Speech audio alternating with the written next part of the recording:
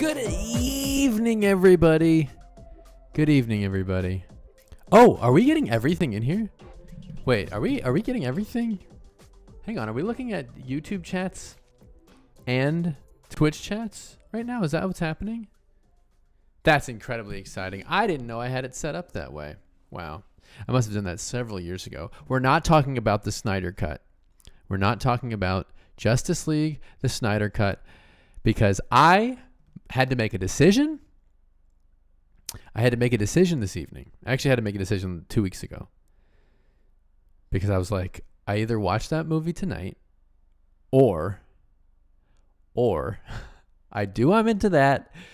Bring it to you all and then watch it tomorrow evening. So I've made a decision to withhold the Snyder enjoyment, to push it away to tomorrow evening, that is. So please don't talk about the Snyder Cut and the thing.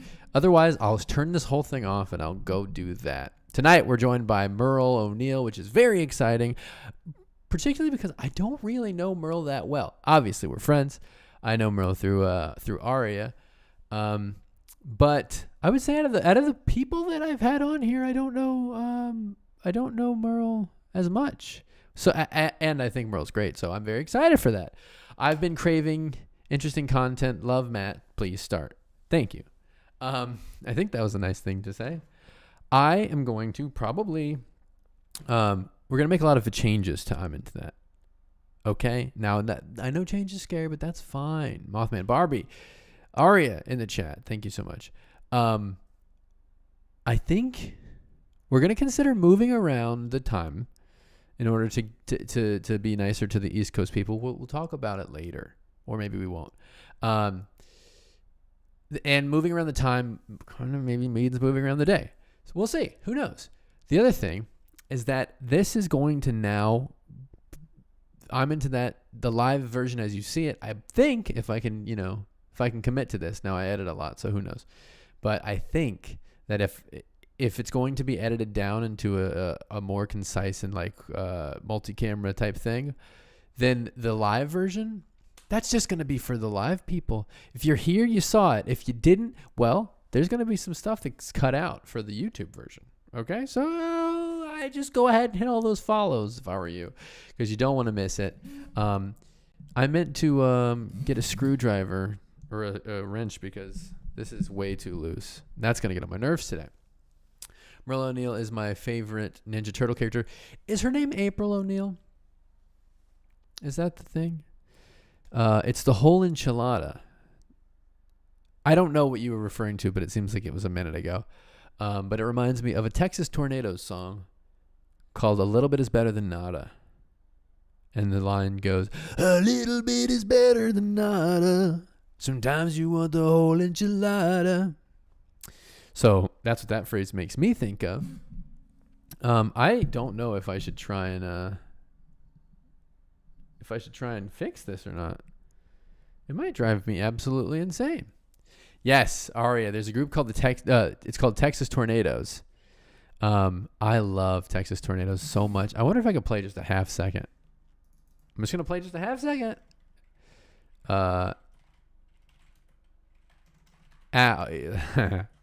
I love them so much. They're headed by my favorite country artist, one of my favorite country artists, Freddie Fender.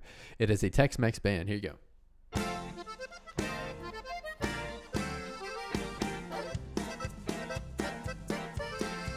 There you go. That was too much of that song probably, so we'll have to do a different one.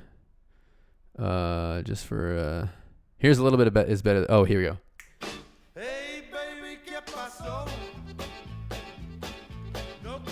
And that's enough of that one. And then we have Adios Mexico. Here's a little bit of Better Than Nada.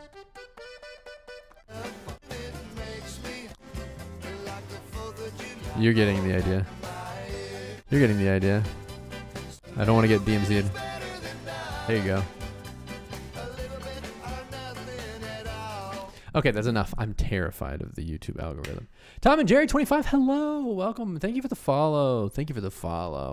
Taj, I'm so excited for this episode. Me too, big time. I'm trying to make sure that I'm not too loud, but it feels like I might be. Feels like I might be. Hang on one second here, everybody. A little bit is better than nada. Can I put a compensator? A limiter. Let's go limiter, baby. Yeah. Let's limit at -5. So none of your little precious ears gets blown out by my head, my mouth here, my voice. Sid, I was going to message you in the Discord about the cheesecake. The cheesecake's delicious. The cheesecake's delicious. Tom and Jerry, I haven't watched the Snyder Cut yet. Do I need to make an automatic thing? Please, if anyone's in the chat and someone mentions the Snyder Cut, I haven't seen it yet. Please don't spoil it. Do I know where Bangladesh is? No, I don't, if I'm being honest. Morocco? Anyway, I'm going to talk really quickly about what I've been into lately because that's what I get to do because I made a show for me. I've been watching a lot of Last Chance U. Here we go. We're hydrating. Thank you so much. I need to hydrate so bad. Oh, let me tell you a little quick story. I went today. God, that water's so good. Today, I got up super early because there are these places that are giving out extra vaccines. I don't want to go, I don't know if I should say this, but I don't want to lie and say that I'm one of the people who are currently in line for the vaccine or who are eligible. I'm not. But if you go wait forever, sometimes they have extras because they open up a certain amount and they got to get rid of them. And then after they take everybody who's eligible, they're like, well, these are just going to get thrown away. And so if you're there, sometimes you can get a vaccine, whatever. I've been trying to do that.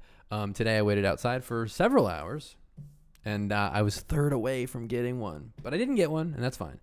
I don't need it, but if they're giving them away, I'm considering it. I have had the opportunity to lie and steal one and take someone who deserves it, but I didn't do that. So don't yell at me, please. Don't yell at don't shame anyone who's trying to get a vaccine for whatever reason. Let's be mad at the government because they haven't given us enough. Yes, we have this mug. What was I saying? I haven't drank enough water today. That's what I was trying to say. Anyway, I was very close to getting the vaccine. They were like, "Oh, hey, you might be next," right? They were like, "You might be next." And then they go, "Have you eaten something today?" And I was like, I ate a bagel at 7:30 a.m. and then I had a cup of coffee and that was it because I took a nap. And if I take a nap, it kind of resets my hunger limit there. So anyway, I hadn't. Luckily, though, I didn't get the vaccine. So I didn't pass out. I'm Animation's new life. So we're going to be hydrating like crazy tonight.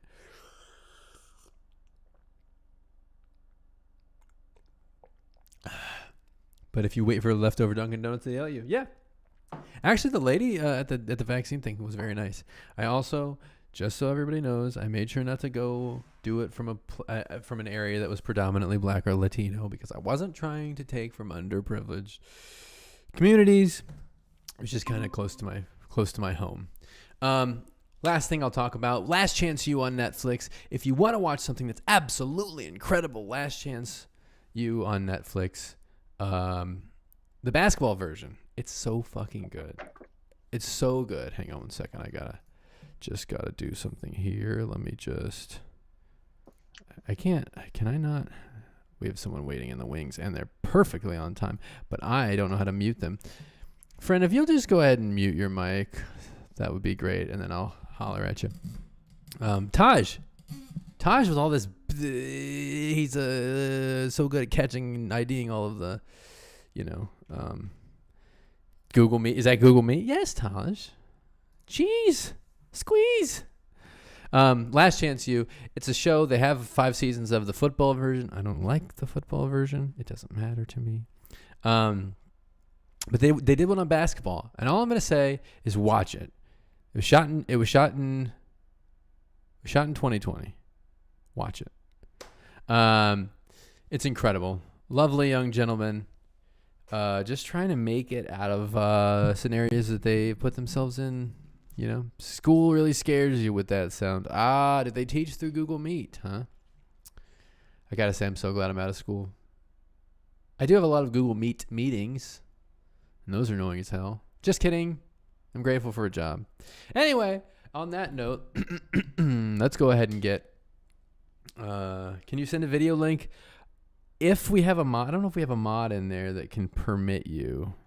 I also probably won't click on it unless you say what it is. What is it? Tom and Jerry 25.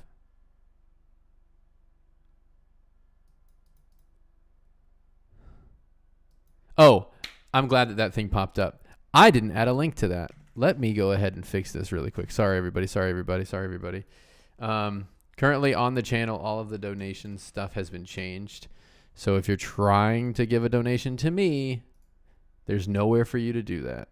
Instead, in a second, it'll do this. In a second, it'll link to one of the resources to fight against anti-Asian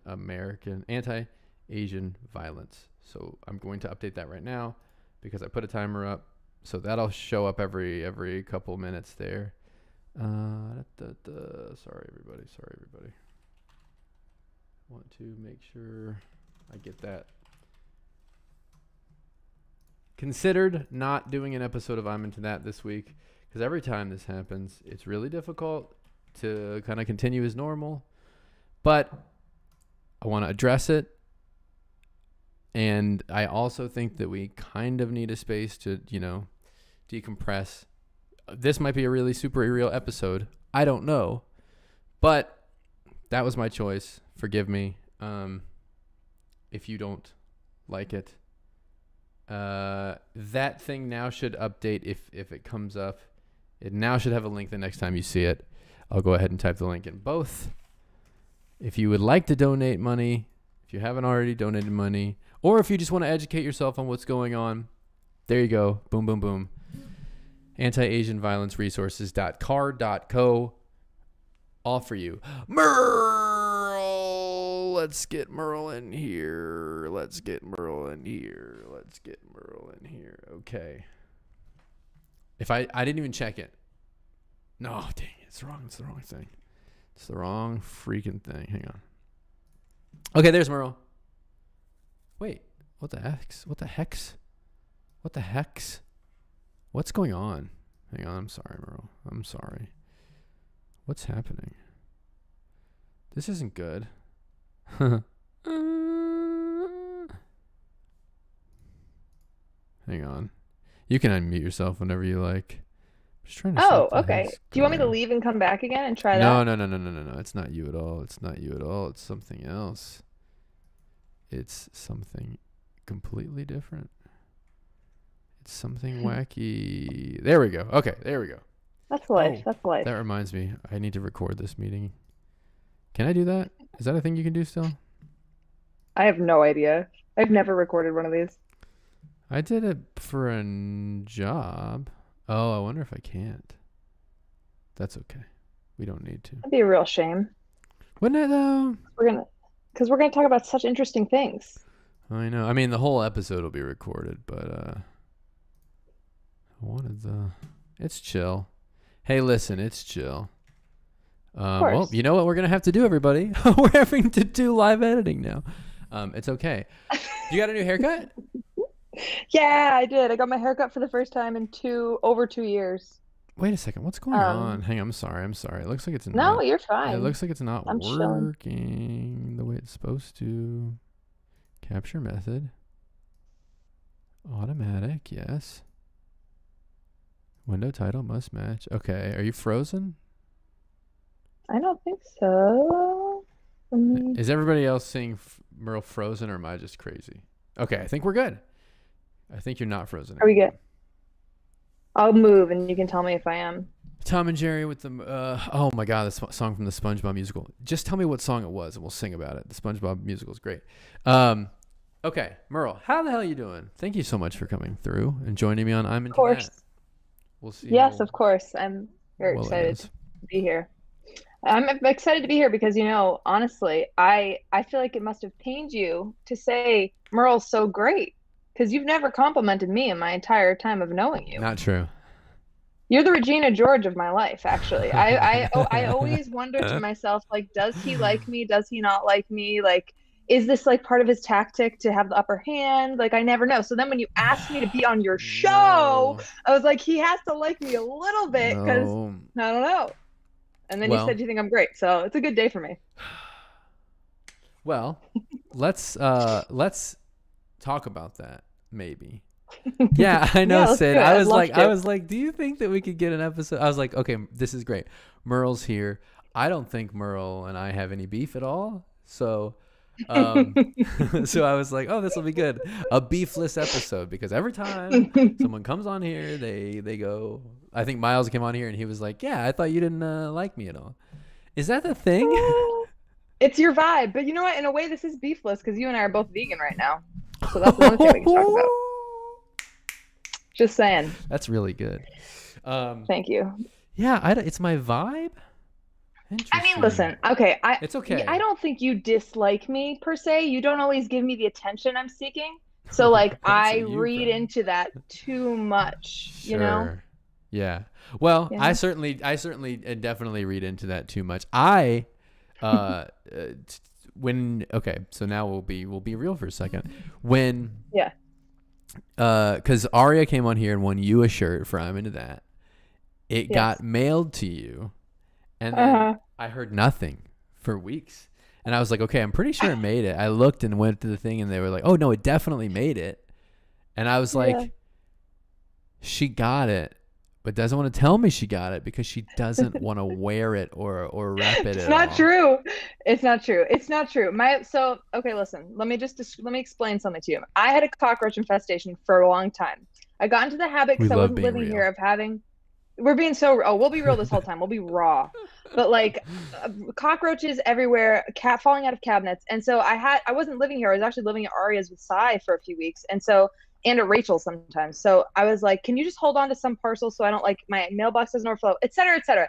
So even after the fact, I think the building manager was still setting aside some things. So I never got your shirt. And then you aggressively text me. You're like, so no shirt, huh? And I was like, okay, well, that is definitely not what I said.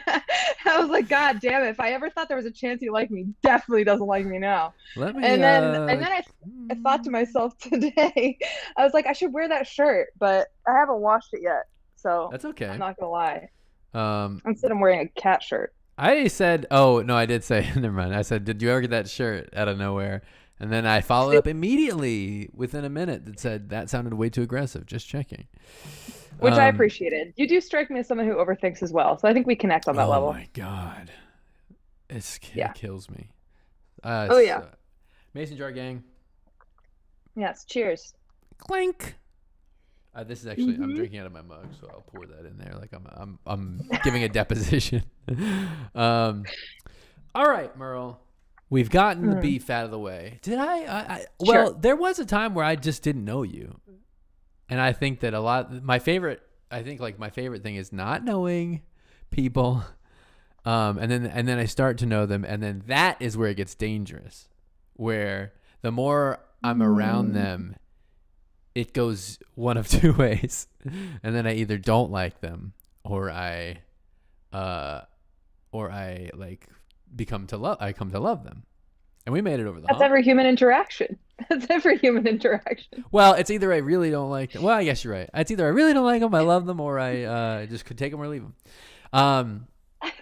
I think what it was. I think no, you're great. I like you a lot. Okay, good. We've had private conversations. I think I like you more than Aria. Oh, which wow. is not hard to do.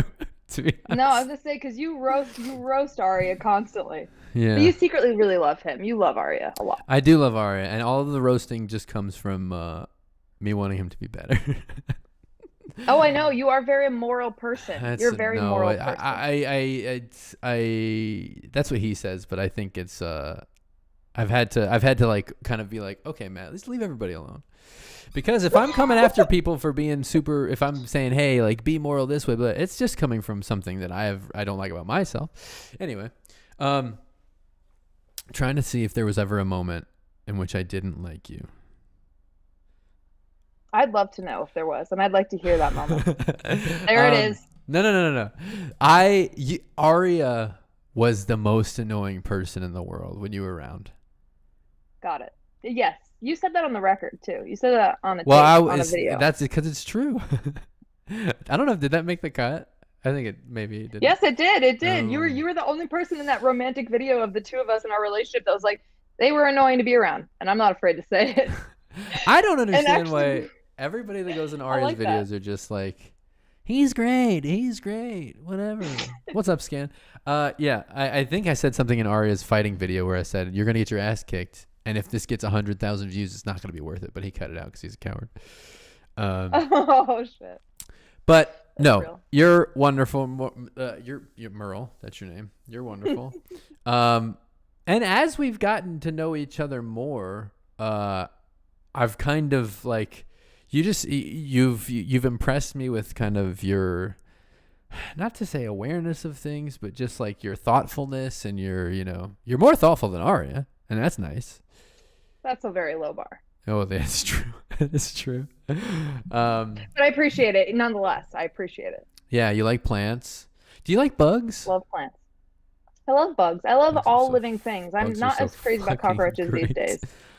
I But, was thinking earlier, because when I was waiting for my vaccine, which I did not get, vaccineless, there was an ant on my hand, and I was watching it, and I was just like kind of watching it all over, and then I was like, I really do like bugs, and then I was like, but cockroaches are a problem, and so I actually genuinely don't mind cockroaches, but if they're in the home, they gotta go. listen, I understand when they're in your personal space. I felt bad killing them, Matt. Right. And they're big bugs to kill. It's a lot of Yeah. effort. And They don't die they're easy. You gross. have They to go squish. down. Yeah, they squish, they crunch, they poop. What people don't tell you about is their poop. Look, it's like a lot, and it's everywhere. It's I disgusting. don't know about the poop. I don't know about the poop that much, but Well, I'll just tell you that the poop is half the problem. Half the battle is the poop. They shit a lot.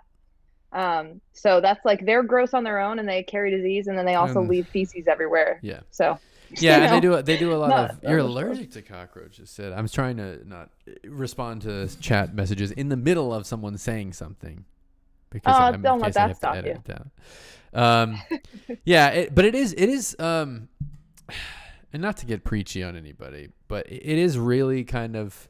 One time when I was a kid, I killed a spider, and I didn't like spiders. I was scared of spiders, so I killed a spider, and then I remember going into the shower and thinking about how that thing's life force is gone because of me. No.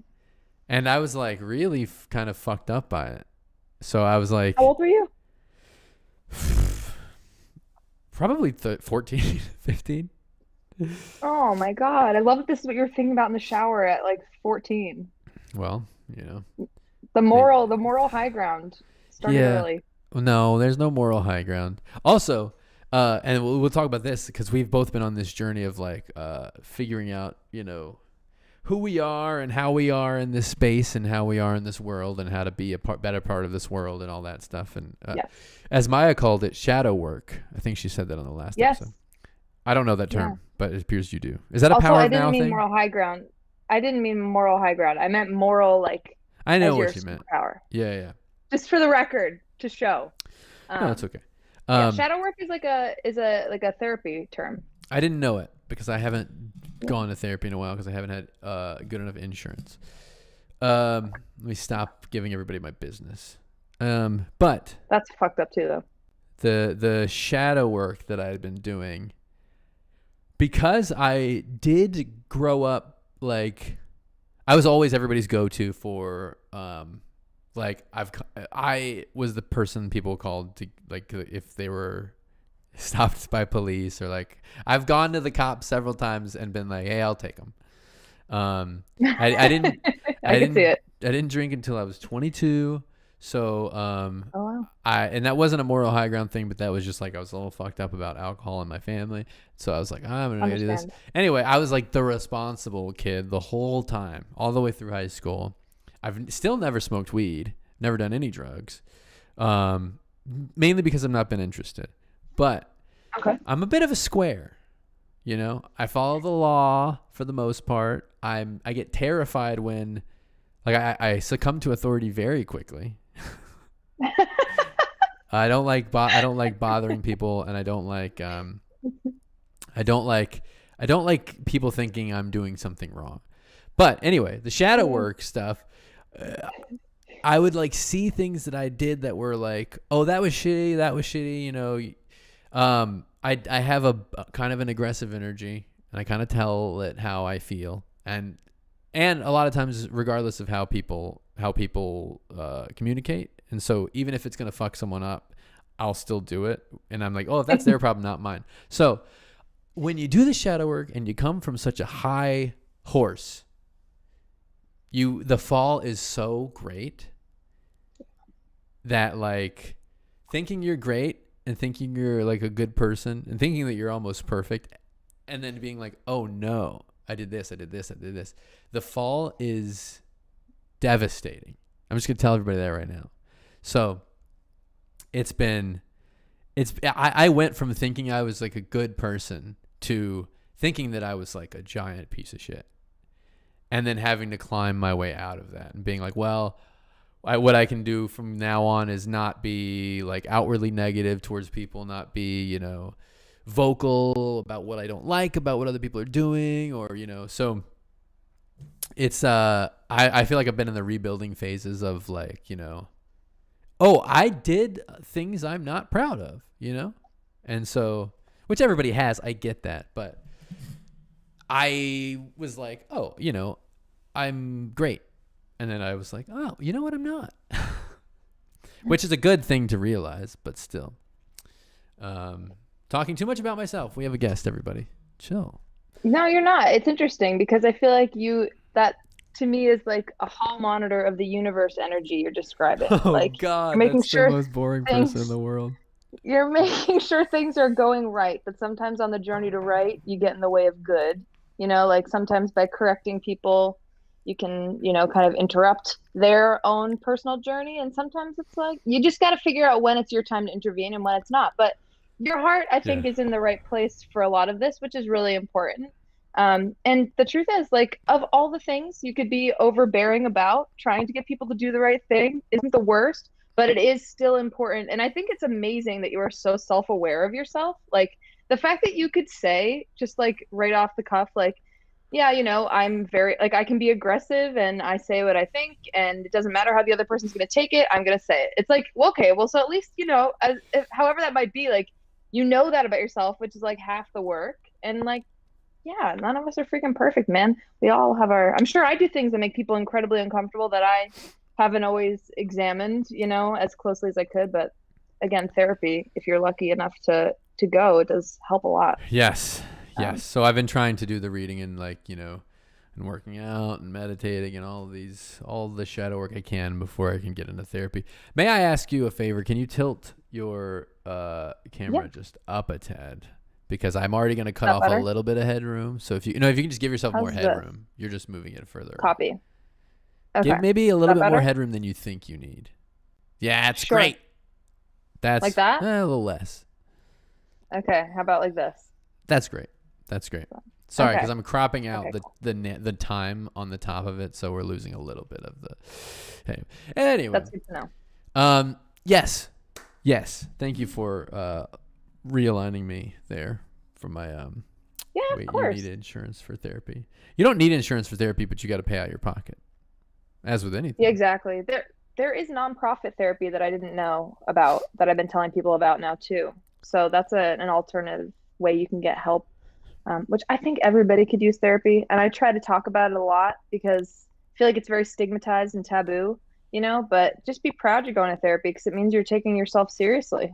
Yeah. I mean, when people go, I need therapy, like some people say it as a joke, but it's like, I think it's a really interesting kind of hallmark of just wanting to be more aware of like, because you can be like, you can not be a bad person and go to therapy, and I think that's what most everybody is doing is being like, oh, you know, I just want to learn the reasons behind some of the things that are going on. Or even like, you know, you can do things that you don't really realize. Like I've known people in my life who aren't willing to like, if you say, hey, like this bothered me, a wall goes up, right? And then they go, you know, Sure. so that's just like a basic example of something that, you know, someone can work through in therapy and be like, oh, that's why I do that. Anyway, everyone knows what therapists are for. Aria says, I'm trying to go to therapy to get my therapist now. Yeah. Good for you, Aria. Oh boy. No, I'm just kidding. I know the therapist is going to have a good time with him, but I'm so proud because so many, I mean, and also so many, I feel like so many men feel uncomfortable talking about it because it feels, I mean, it's dealing with your emotions and society doesn't totally encourage men to do that. Yeah. But Ari's been looking for a therapist for months and months, and I'm just saying, like, the resources aren't there. Like, it's not easy, even for somebody who does have the insurance to find it. It's just Right. ridiculous to me Yeah. because, what if you're really in a crisis? And Just sorry, I angry. just realized I wasn't recording my camera. It's so rude to be on your phone when No, you're when you're fine. talking to people, especially when you're hosting a show. This is your Um, inner speak of the morality anyway, out loud. so yeah, I know it's just been such a process and kind of an exhausting process. The original Aria testing. What's that? What's that going on I'm into that chat. It's a really exhausting process. So it's like the balance of going through all that and then being like, oh, I can't go any deeper right now because I gotta unpack what we have now, or I gotta clean up, I gotta clean up what I've put on the floor, right? So, it's that, and then it's like, oh, I gotta take some days off from this. I gotta give myself a break. I gotta be like, oh, everything's fine. It's just like this kind of, it's almost like climbing a mountain because you have to get to certain points and then be like, okay, I'm safe here. Let's breathe for a second. And then when you're ready, go further and deeper. Totally.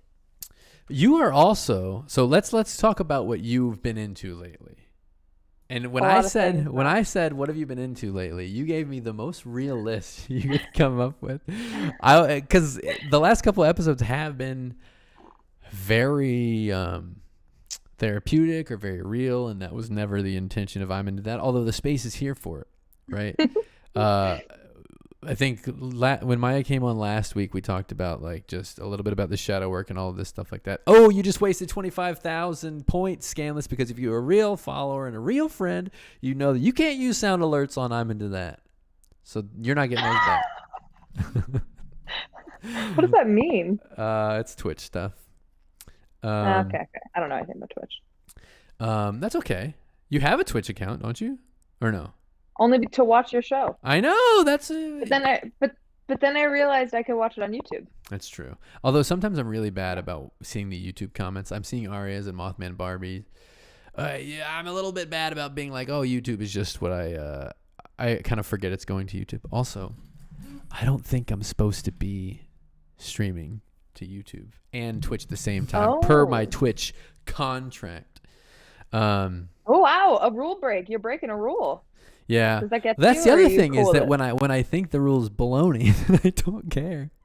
Ah, okay. So you have selective moral. I'm moral. I'm reference. Lawful. Oh, I think I'm lawful good. Lawful by choice. Lawful. Oh, I see.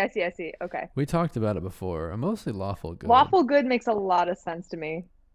Yeah. Because Arya is neutral chaotic, I think, or what is that what it is? Neutral, or one has to be good or bad. I don't know what those are. I don't know what I am. I think Arya is chaotic good.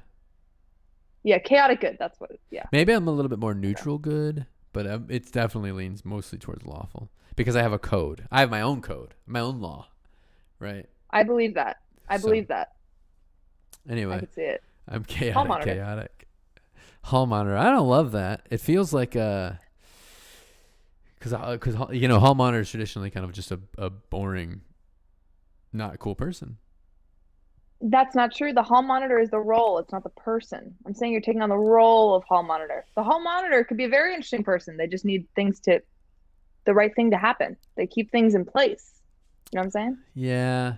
But a hall monitor is like, I actually think it's interesting to talk about the hall monitor thing because I've learned over the past year that what the problem is so much concern about what everybody else is doing, right?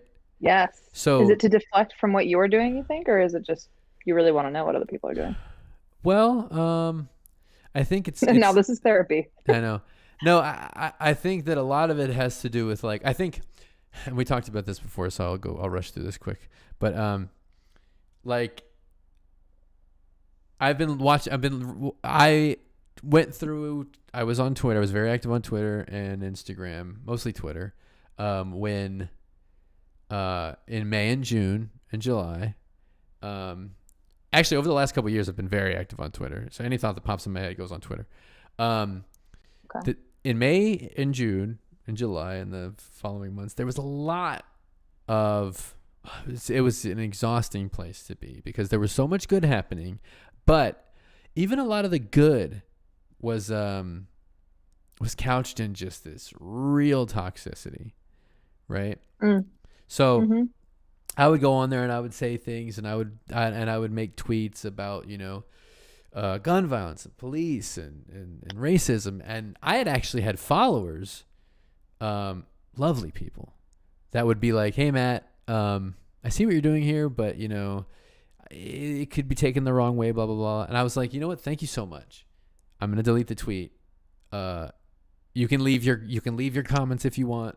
I'm just telling you I'm going to delete it, but I don't want you to feel like you have to delete it because obviously I'm fine with the whole of whatever I said being there because that's a mark that I put on the internet.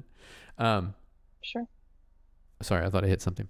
Anyway, God, we got to stop talking about me. But it was anyway, I was on Twitter the last couple of days just to because that's kind of where I get a lot of the news, and things just move way faster there. And just there's so many people who are trying to do good on there, but it's just in this real backhanded way.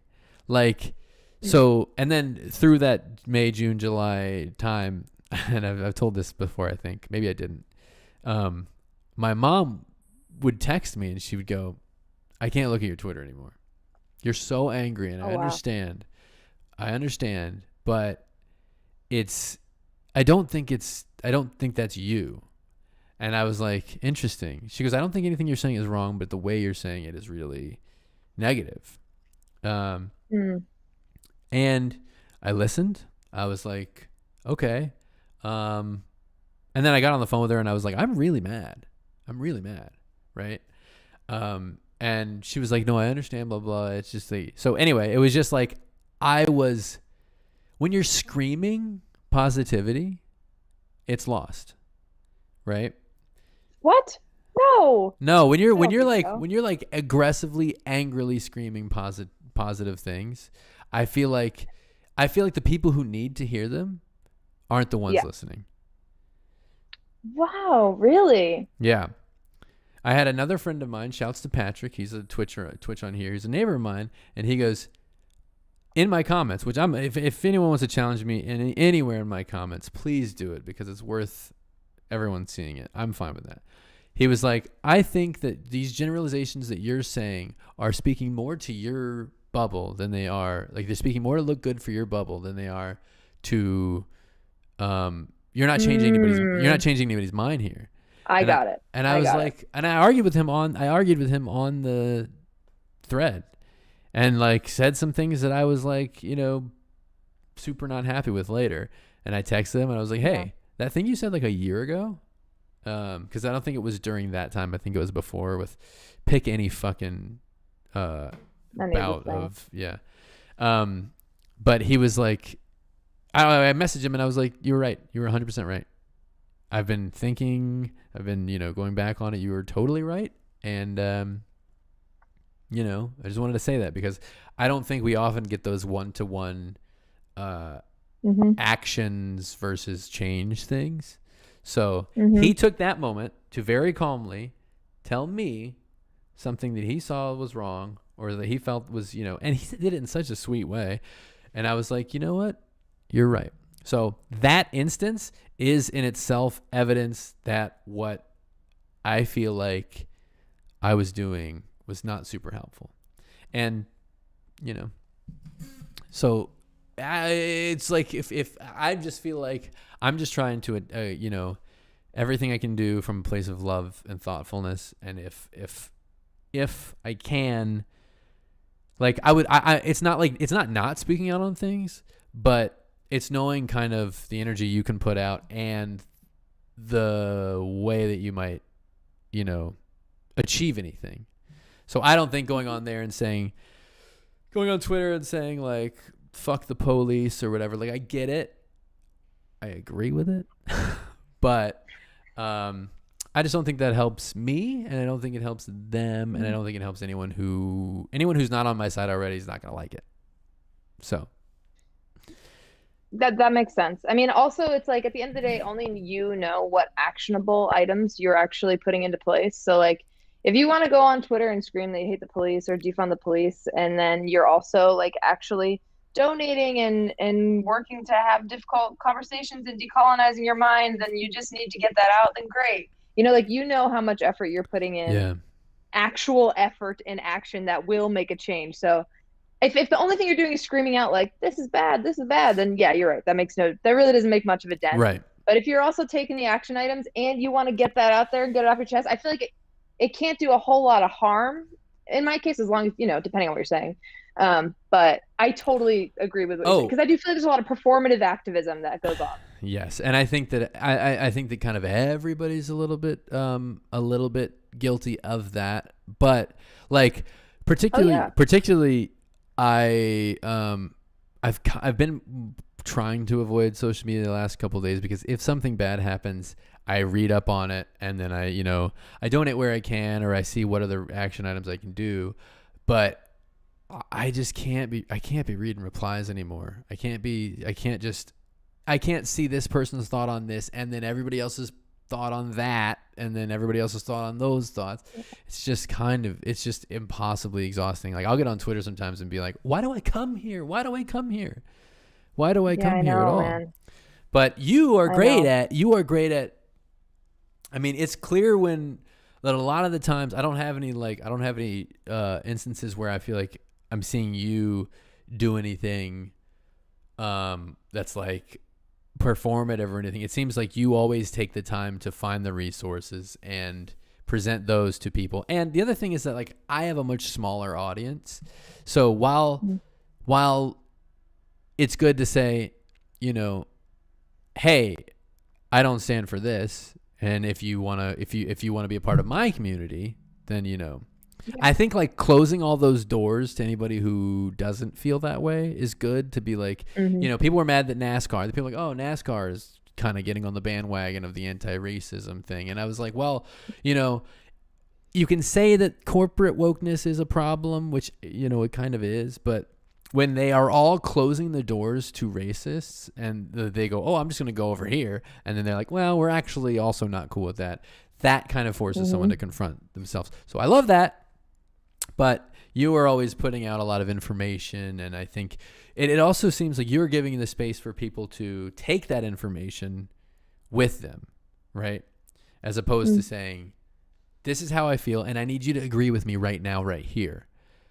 So I think it's really valuable to go, I don't care really what you think, but you should take all of this into consideration, which is kind of really nice for people, because then they don't feel like, oh, I have to do what? You know, I appreciate that. Yeah. I appreciate that.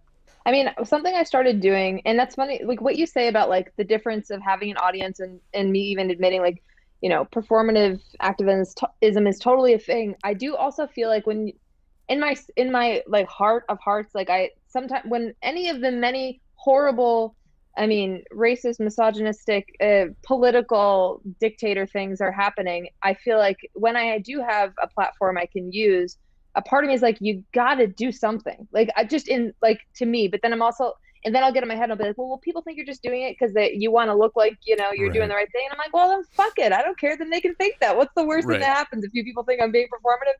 So anyway, I appreciate that. And it's funny though, because it's like, it's also like with the platform, I'm like, I'm not a political science major. Like I'm not, my commentary on these things is really my opinion and whatever I'm reading about. So I can only offer the best that I can.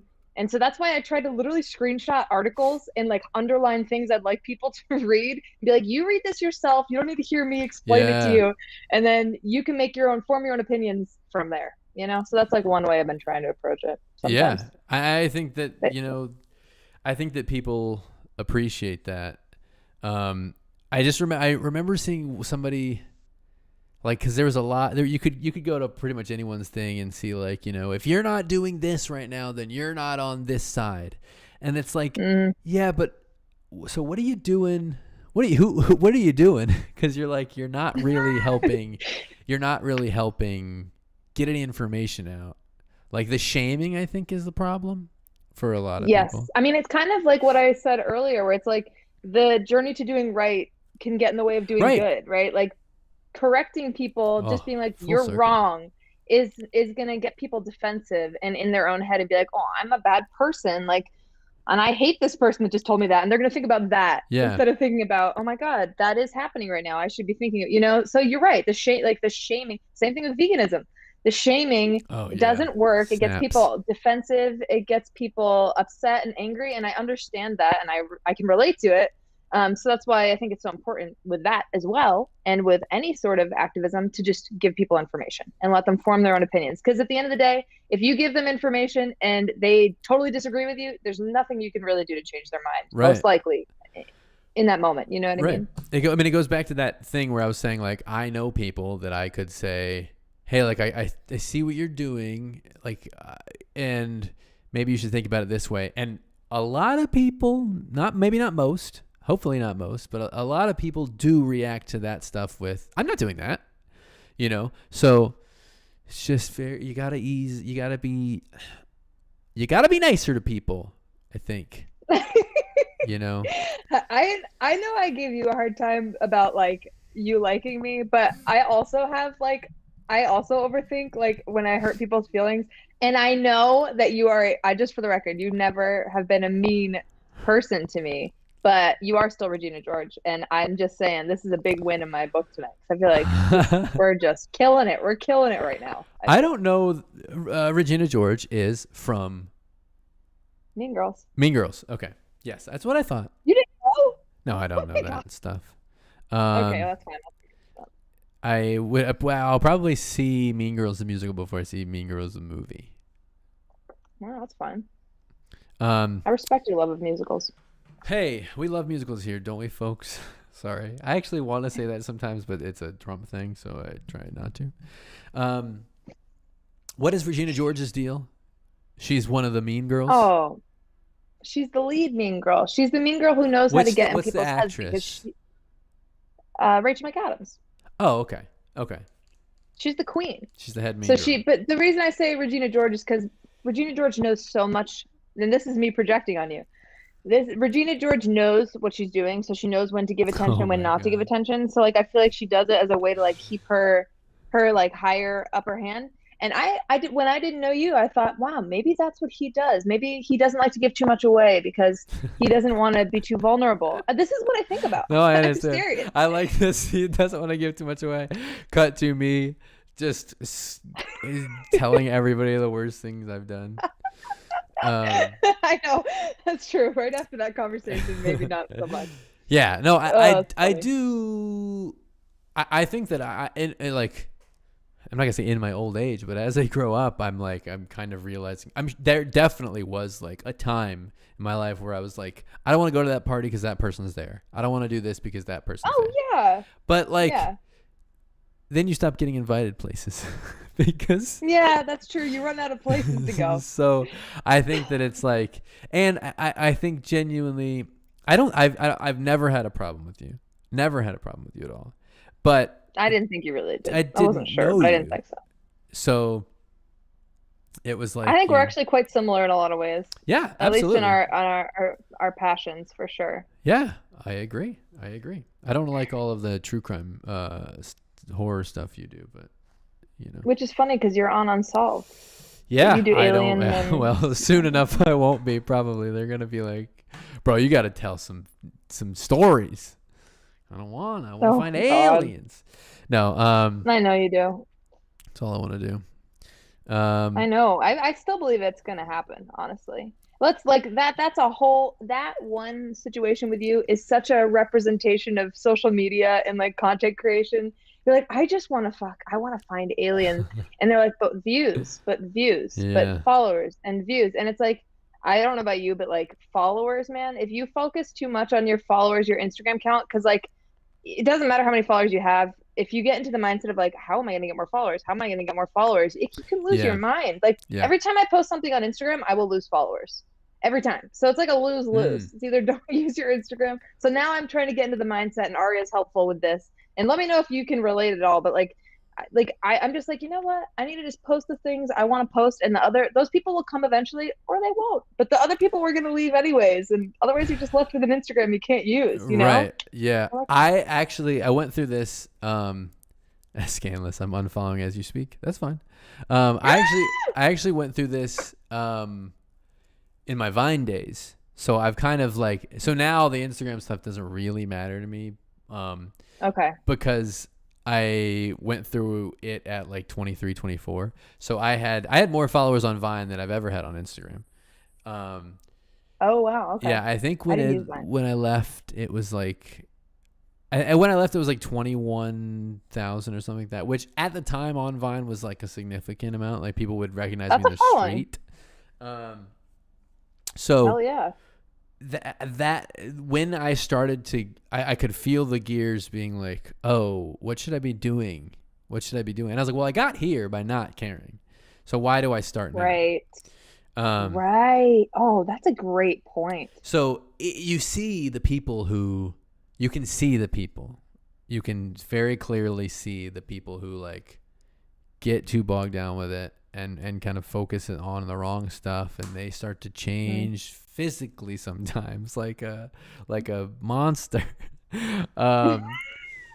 You no shade, but you know, you can see that when people start to focus too much on that, and like it's very freeing to be like, I got a lot of followers. I got a lot of my Instagram followers from a Dream Daddy series that I did on multiplayer. Okay. Oh yeah, you were funny. I remember watching those videos. Oh, thank you. Did you say I was funny? Very that funny. Was the immediate. You were very funny. You were very. Oh yeah. No longer. You used to be. I'm probably not funny anymore. I think a lot of my comedy came from being mean. We'll find out that later. That's too much to unpack. We'll have to come back to that one. Anyway, I was. My mom thinks you're funny, by the way. My mom thinks you're funny and is watching you right now. Wow. So you should say hi. Her name is Peggy. Hi, Peggy. Hi, Peggy. There you go. Yeah. Anyway, sorry. Carry on. I love people's parents. People's parents are. You seem like you would. I feel like parents would like you. Like when you were younger, That's when you true. would come over, you would be a polite guest. Yes. I could see that. Yeah, but not in an Eddie Haskell way. I love parents. Not in like not in like I wasn't trying to pull anything over on him. I think I just wanted like, I had such a respect for adults when I was a kid, that I was like, I want to be that now. Dude, me too. I'll be honest with you. I feel like I had more, like I really wanted to be friends with adults when I was younger. Yeah. As well. And then now you're just realizing that adults are just kids. Just as messed up. Oh, yeah, I know. God. Yeah. Yeah. But yes, hi Peggy. Anyway, oh yeah, I got all the followers from Dream Daddy, and then I was like, everybody is gonna be mad when I show my girlfriend or when I post about my girlfriend. Oh yeah. Yep. Which is annoying as hell, but you know. So yep. I don't pay attention anymore, but there were times when I was like, okay, I'm going to post this because I'm like, oh, if I don't post this because I'm worried about losing followers, like that's a huge issue. So that's a big problem. Yeah. Yeah. But because then it's like, who is your Instagram for? Right. Exactly. And then it becomes for other people. Anyway, but you guys got a good deal going, right? Or is it me and Aria? Yeah. I mean, I don't have that problem where everybody knows I'm dating him. Like too many people know I'm dating him. But it's really nice because people like us together. And I feel like I've never had that amount of validation of a relationship I've been in ever before in my life. Not that I picked bad people, but I mean, this was a validation else, as you know. Who? A validation from, well, many people that I had never met and people that were just seeing us on BuzzFeed and then on Goodful. And a lot of people being like, wow, they are soulmates. Before we even dated, before I even considered him, people were like, oh, there is something there. And I used to get mad. I was like, I don't want this. Like, I'm single and loving it. Like, I'm not interested in dating anyone. I was really upset. I was like, what? But then I slowly started to like Aria, and I was like, well, okay, maybe they were onto something. And then they were right, and here we are. Yeah. You know, I mean, it crazy. was obvious to everybody in the office what was happening. Yes, it's We were like, just he do it was pretty already. Jesus persistent. Christ. Not do it like that, you And fucking yeah, sickos. yeah, you went there. You went there. Yeah. Fernando literally said that to me, like, just not just do it already, but like, what are you waiting for? Like, come on, you guys are gonna date. And I was like, no, we're not. But yeah, we are.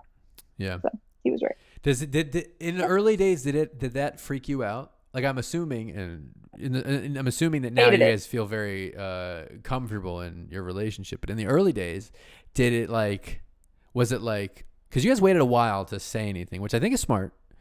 I know people do that with pregnancies, and I think that's smart. But was there ever a concern where like, if we gotta know that we like each other? Yeah, I'll be honest. Like I think by the time that we finally were like ready to be public and be like, yeah, all right, you guys, you won, we're together. We were like, all right, this thing has legs. Like there's no worry, and I felt genuine about our connection. Because yeah, you're right. That's a big thing to put out there. And then if like 3 months down the line we broke up, it'd be like, okay, so you guys were doing this for show and for followers or something, you know. But I'll be honest with you, at the time it was happening, I don't think I was thinking about that at all, because I was so used to it all being in public already, and people are already telling us we were dating. So like it didn't really matter what we said. Like they were gonna be heartbroken no matter what, you know, whether we were together and broke up or if we just never got together. Yeah. So yeah. Well, that's great. Yeah. Well, good for you too. Good for you too. Yeah. The people that like really ship us, at first I didn't quite understand, because I had never shipped a couple so hard, but I appreciate it now. I really do appreciate it. Now, and I'm really hesitant to talk about your relationship because, and I don't want to make anybody in the comments feel bad, but I was excited to talk to you because I don't really know you that well. And I was very conscious of this conversation being with Merle O'Neill and not with Merle Ara's girlfriend, because I love that. I see that too often. I actually, we did talk about this with Maya last time.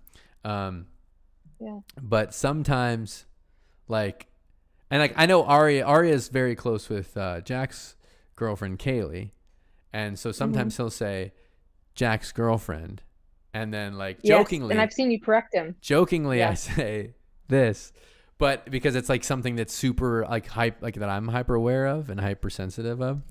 So let's not talk anymore about your relationship to that.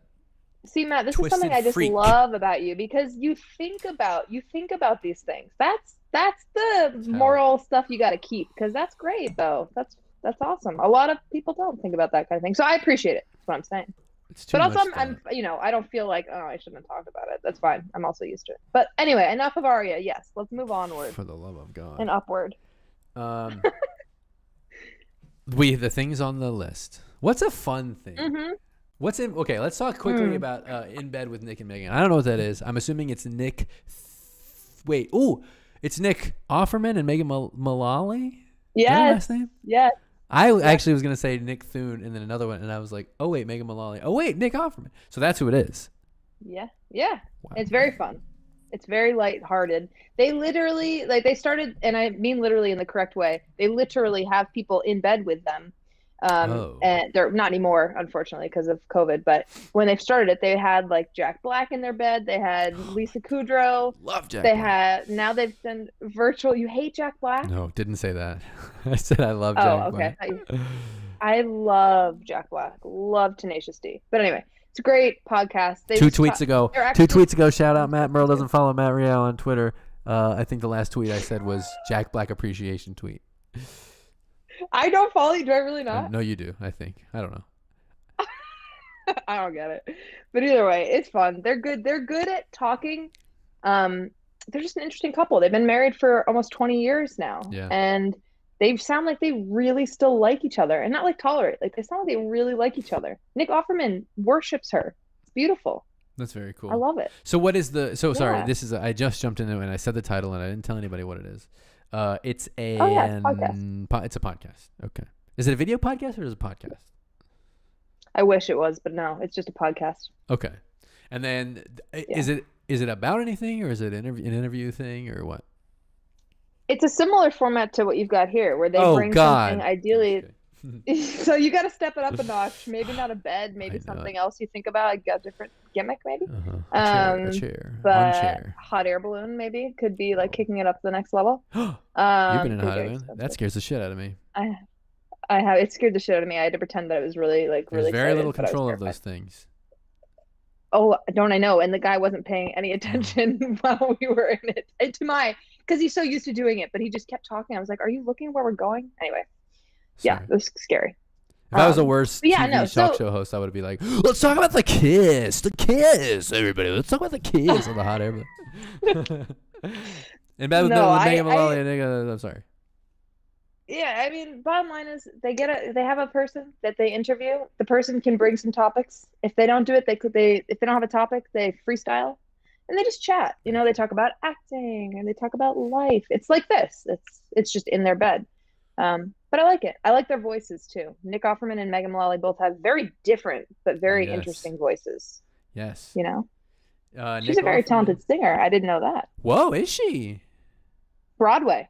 As you should know. On Broadway. Well, I don't know. Maybe you shouldn't know, but you would appreciate. Yeah, I would appreciate that. Nick Offerman came on my radar in the film The Go-Getter. I don't know if you've ever seen it, but it's incredible. No. He plays 3 characters. It's a story about a young man having to find his older brother after their mom passes, to tell his brother that his mom passes. The soundtrack of the whole movie is M. Ward. Oh, my God. Stars in who's M. Ward? I'll text you. I'll text you. I don't know if you like folk, but it's like country folk, Portland, Oregon folk. Oh my God, M Ward's so good. I can't wait to not have a guest line so I can just talk about myself again. I mean, you do have that option, you know. You do have that option. Yeah, but I really like talking to other people. Sorry. You and Nick Offerman would get along, I feel. I feel like you two could sit in a room, drink some whiskey, and just like make some furniture together. I'd love to be capable of anything like that. Of making it. Yeah. I want to be more hands-on, you know. M Word of She and Him, yes. I had a big issue with She and Him because I wanted just him at the time, and I wanted more albums from him, and there was just She and Him, but it's okay. Him's back to himself now. All right. We're talking about other topics. If you want fun things, I can try to think of fun things. No, we don't have to be fun. This time is going so fast. Love that. I mean, not because I want it to be over. That's a good sign, I'm saying. Does it feel like you're on a roller coaster being on this? With you? You know, it's funny. I'm very good at mirroring people, like kind of following the lead of who I'm chameleoning, and I feel like I've got your rhythm down. So no longer. You do. It's actually incredible because I was just thinking about how terrible of a host I'm being, and you were just right there with me. You're not. So, the thing that you said. So when I asked you what you've been into lately, you said sobriety, sex education. Foreign horror films, and that podcast. Now, yeah, I'm afraid to talk about sobriety. That's not fun. Because I don't want to talk anymore myself. That's an interesting topic, and I do have a lot to say on it. But I do think that that's probably the more recent thing, because you've been at the sex ed thing for a long time, right? You've been kind of on this journey publicly for a while. In videos and stuff. About a year, yeah. So let's go with the more relevant thing, the sobriety, which I think is really. You said that you told me in the text you've been doing it for 3 years, 3 months. No, good Lord, no. Oh my God! You remember when I got last week? I got something very important wrong about Maya, and wasn't good. This wasn't that bad. I mean, I don't want to repeat it. I'll tell you afterwards. Sobriety. You've been at it for 3 months. Now, question. Was it because you went super hard at the top of core because that was my thing. Sadie and I were like, we've never been locked in for so long. We don't have to drive anywhere. We don't have to go anywhere. Life's scary as hell. So let's just have fun, right? That's what we did. And then we started to reel it back, I think in December, January. I mean, I would say it's not necessarily the start of quarantine because I wasn't fully ready to believe that it was going to go past a year. So I was kind of keeping it casual and normal for the first That's good. 4 to 5 months. But my mental health stayed really pretty steady until like month 7, and then I started feeling really like the skin hunger thing where I was like, I miss going out. I love strangers. I love meeting people. I love just striking up conversations with new people. And I like going out. I like dancing. I love drinking. I mean, that sounds awful, Sure. but you know what I mean. I like going out. And so I was like starting to feel like the ache from it. And I feel like I have a weekly video call with my college friends, and we would go and have a couple That's good. cocktails, which is nice. But the problem is then after you've had a couple cocktails and the call's over, you're alone and you're drunk. So yes. it just got kind of dark. And like I would find myself being like, you know what? Well, since you're not feeling great, just treat yourself, have a glass of wine while you're making dinner. And I'm like hyper aware of alcoholism as well because it's all over my family. And I'm not ashamed to say that. Like it's everywhere. But either way, so I'm like hyper aware of it. My mom was really good when I was younger too, of always be like, always monitor throughout your life your relationship with alcohol, why you're using it, how much you're using it, when you do. So I just it went off in my head. And I was just like, you know what? I need to take a break from this thing just because I need to know I can. Sure. And I feel like, why not? I also was like, when this thing all opens up, it's going to be a lot harder to stop drinking. So I was like, all right, when we're in the end of this, hopefully the near end of the pandemic, I'm like 3 months. Let's commit to 3 months. I've never done more than 1 month since I started drinking, I think. I know I don't keep track of it, but so anyway, since I started it, Matt, let me tell you, a lot of really good things started happening like right in a row. And I don't know if all of it is because of drinking. They probably all fed into each other, but like getting up earlier, sleeping better. Yeah. I started doing yoga. I started like using my weekends not hungover and like going and playing tennis with Aria and writing in a gratitude journal, which I used to make fun of. Like I've just been like writing in a gratitude journal. Oh, gratitude journal. Okay. Very cool. Which isn't like a whole journal entry. I really just list 3 things every day I'm thankful for. Oh, that's wonderful. Which is simple. Yeah. But anyway, I'm not missing the alcohol that much, and I'm almost on my 3rd. I'm almost done. Yeah. But you're so excited to get done. I'm almost done. I'm almost done, but at the same time, I'm kind of like, God, this momentum feels good. Yeah. I mean, when I went vegetarian for 30 days 4 or 5 years ago, and now I'm vegan. So look at you now. It was just like I can really see, like, because they say the 30 days is what you need to do to make something habit forming, right? And I think 3 months is probably even better. Not a scientist, but I think that you can start to really, really, really see results. We did a similar thing. We've done it actually a couple times in our relationship, and oh, we're drinking too much. Let's take a break on it. Let's go for a month, or which we did, I think, in November. It was like between Thanksgiving and Christmas. We were like, no, like, let's do a reset, right? And then we did it again in January and February. But yeah, I the thing that I've noticed is it's a depressant, right? So so it makes you depressed. So if you wake up sometimes, things look darker if you've been drinking. Oh, they do. And you don't feel good like that. Those two things together. And you don't feel good. That actually, so like I have a little bit of an issue with anxiety, which is why I've tried to stop drinking energy drinks. Over the last couple weeks, I've tried to stop drinking energy drinks and alcohol because it makes you not feel good. And then I'm like, oh, my body's like, is it the brain or is it the body? I don't know which one. I know I don't feel good, but is it because I'm worried about something? And now what should I be worried about because I feel this way? So something's got to match that. So it just messes up all of your kind of ability to figure out what the hell's going on. Totally.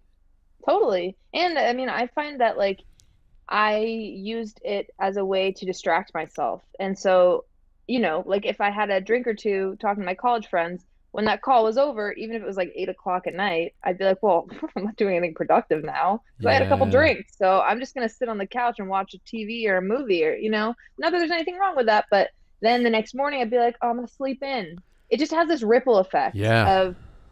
of kind of subverting the productive things you need to do. And also, Matt, the number one thing I think, and it's not just alcohol, it's just like life when you're not inside all the time. The way I found that I distract myself, sometimes it's nice to get a break and to go be around people, but whoo, baby, when you are stuck inside and you're like also not distracting yourself with alcohol and you're doing a little bit of journaling, like you learn some things that are good. But I'm like, wow, I really just kind of like let this stuff glide on by. Yeah. Gotta deal with my own, I don't know, my ability to be alone, I guess. Yeah, I get Yeah. that. I get that big time. I've been going through that lately because Sadie's currently with her family in Texas. Oh, okay. When you live with a person for 5-6 years, Oh. you don't really have a lot of solo time. I mean, we're very good at giving each other like, I stream, so I have like my me time. I play video games, I have like my me time. But like I've been kind of on my own for the last 2 weeks, and like I was like, holy smokes, like the first couple of days were very scary. And then I was like, oh yeah, this is what it's like being with just myself. But Yeah. it's, I was like literally talking to my friend Andrew, who lives alone, and I was like, how do you do it, man? And he's like, this is what I do all the time. But it's that you're That's just nice. That's being so on your own and good. being kind of in your head. It's sometimes scary, but it's sometimes nice. Do you do the thing where you like have something on in the background all the time? Or are you able to like be in silence? Actually, that's what I'm mostly in silence because Wow. I sit in, I sit here with these headphones. So it's kind of like the drinking thing is that I sit here with headphones. I sit at this desk. I'm either playing video games or watching something. If I'm writing, I'm listening to music. So I take them off. Like if I take them off right now, it's silence. And then like we just moved into a much bigger apartment. So I go out there and it's silence. And everywhere I go, it's silence. Which this is what people who live alone deal with. So it's not like a bad thing. I've just had to really kind of get used to it. But when you're not distracting yourself, when you're not like numbing yourself or changing your thought processes with alcohol or even energy drinks or whatever, you can really clue in on what your, frequency is. And I think that's really helpful. I think a lot of people should like, have you ever done this thing where you just stop and you think? You just stop and like you take a deep breath. If you're doing yoga or you're meditating, you're definitely doing it. But sometimes I just stop and go, have I paid attention to anything for like the last 6 months? You know what I mean? Yes. It's crazy. So yeah, because we get in this habit, this capitalistic world where it's a country where it's like get stuff done, get 5 things done at the same time.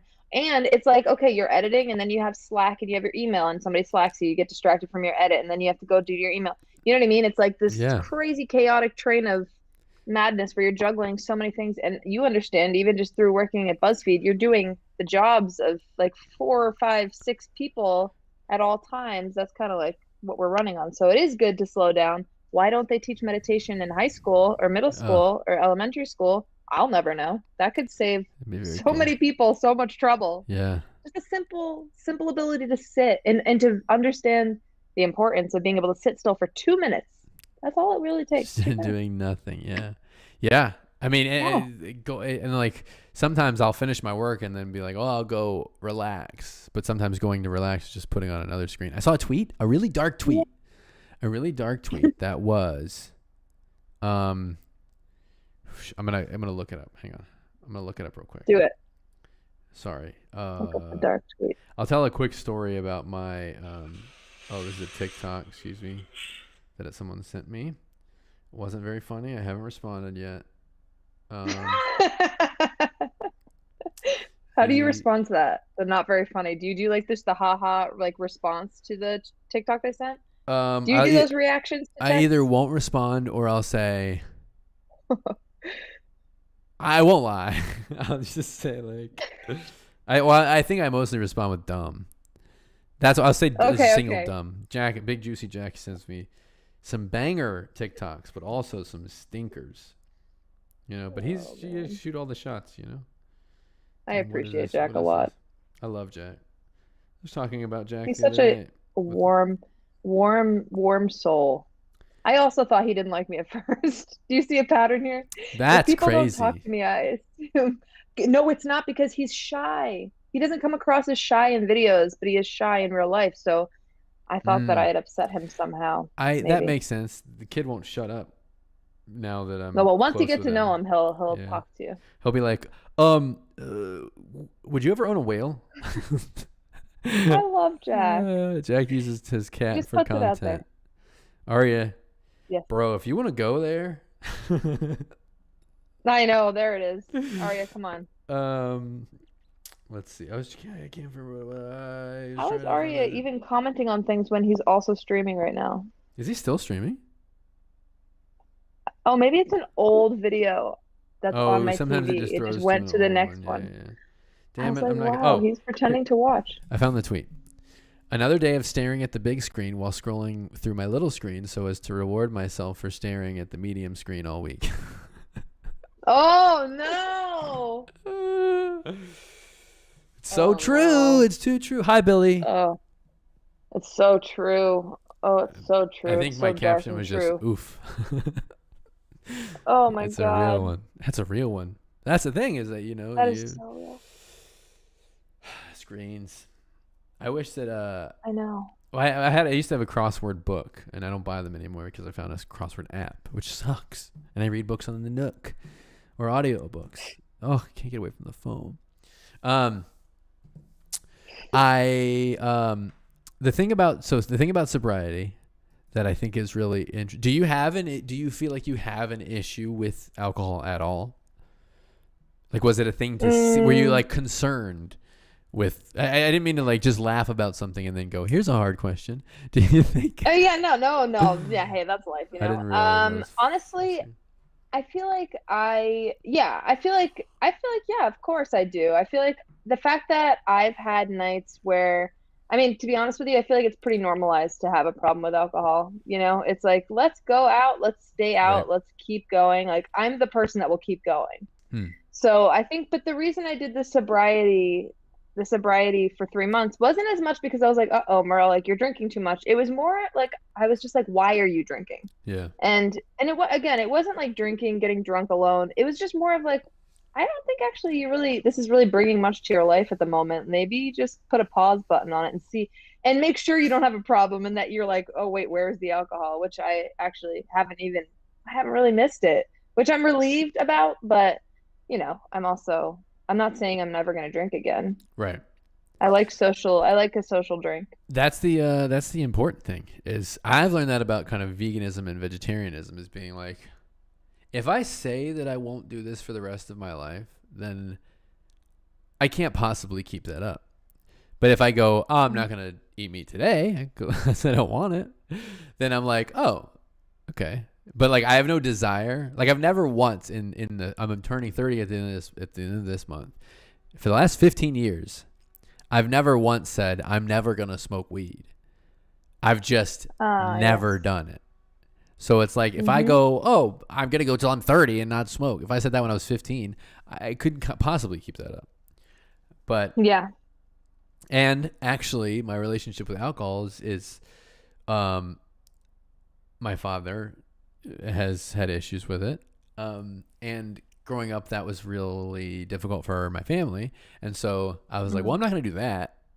And I think my brother either didn't or hid it very well from me when he was in high school or whatever. But that was me being like, well, I'm never going to drink. I'm never going to drink. And then when I turned 22, or it was like a little bit after I was 22, I was like, you know what? In reaction to being afraid of what would happen, in reaction to being afraid of being an alcoholic, I gave alcohol this different power, and it had so much power over me. So like, I was like, oh, well, now I gotta see if I can handle that. And so I did start drinking, and now I'll just be like, I've been drunk. I've been like fucked up, bad drunk maybe 3 times in my life.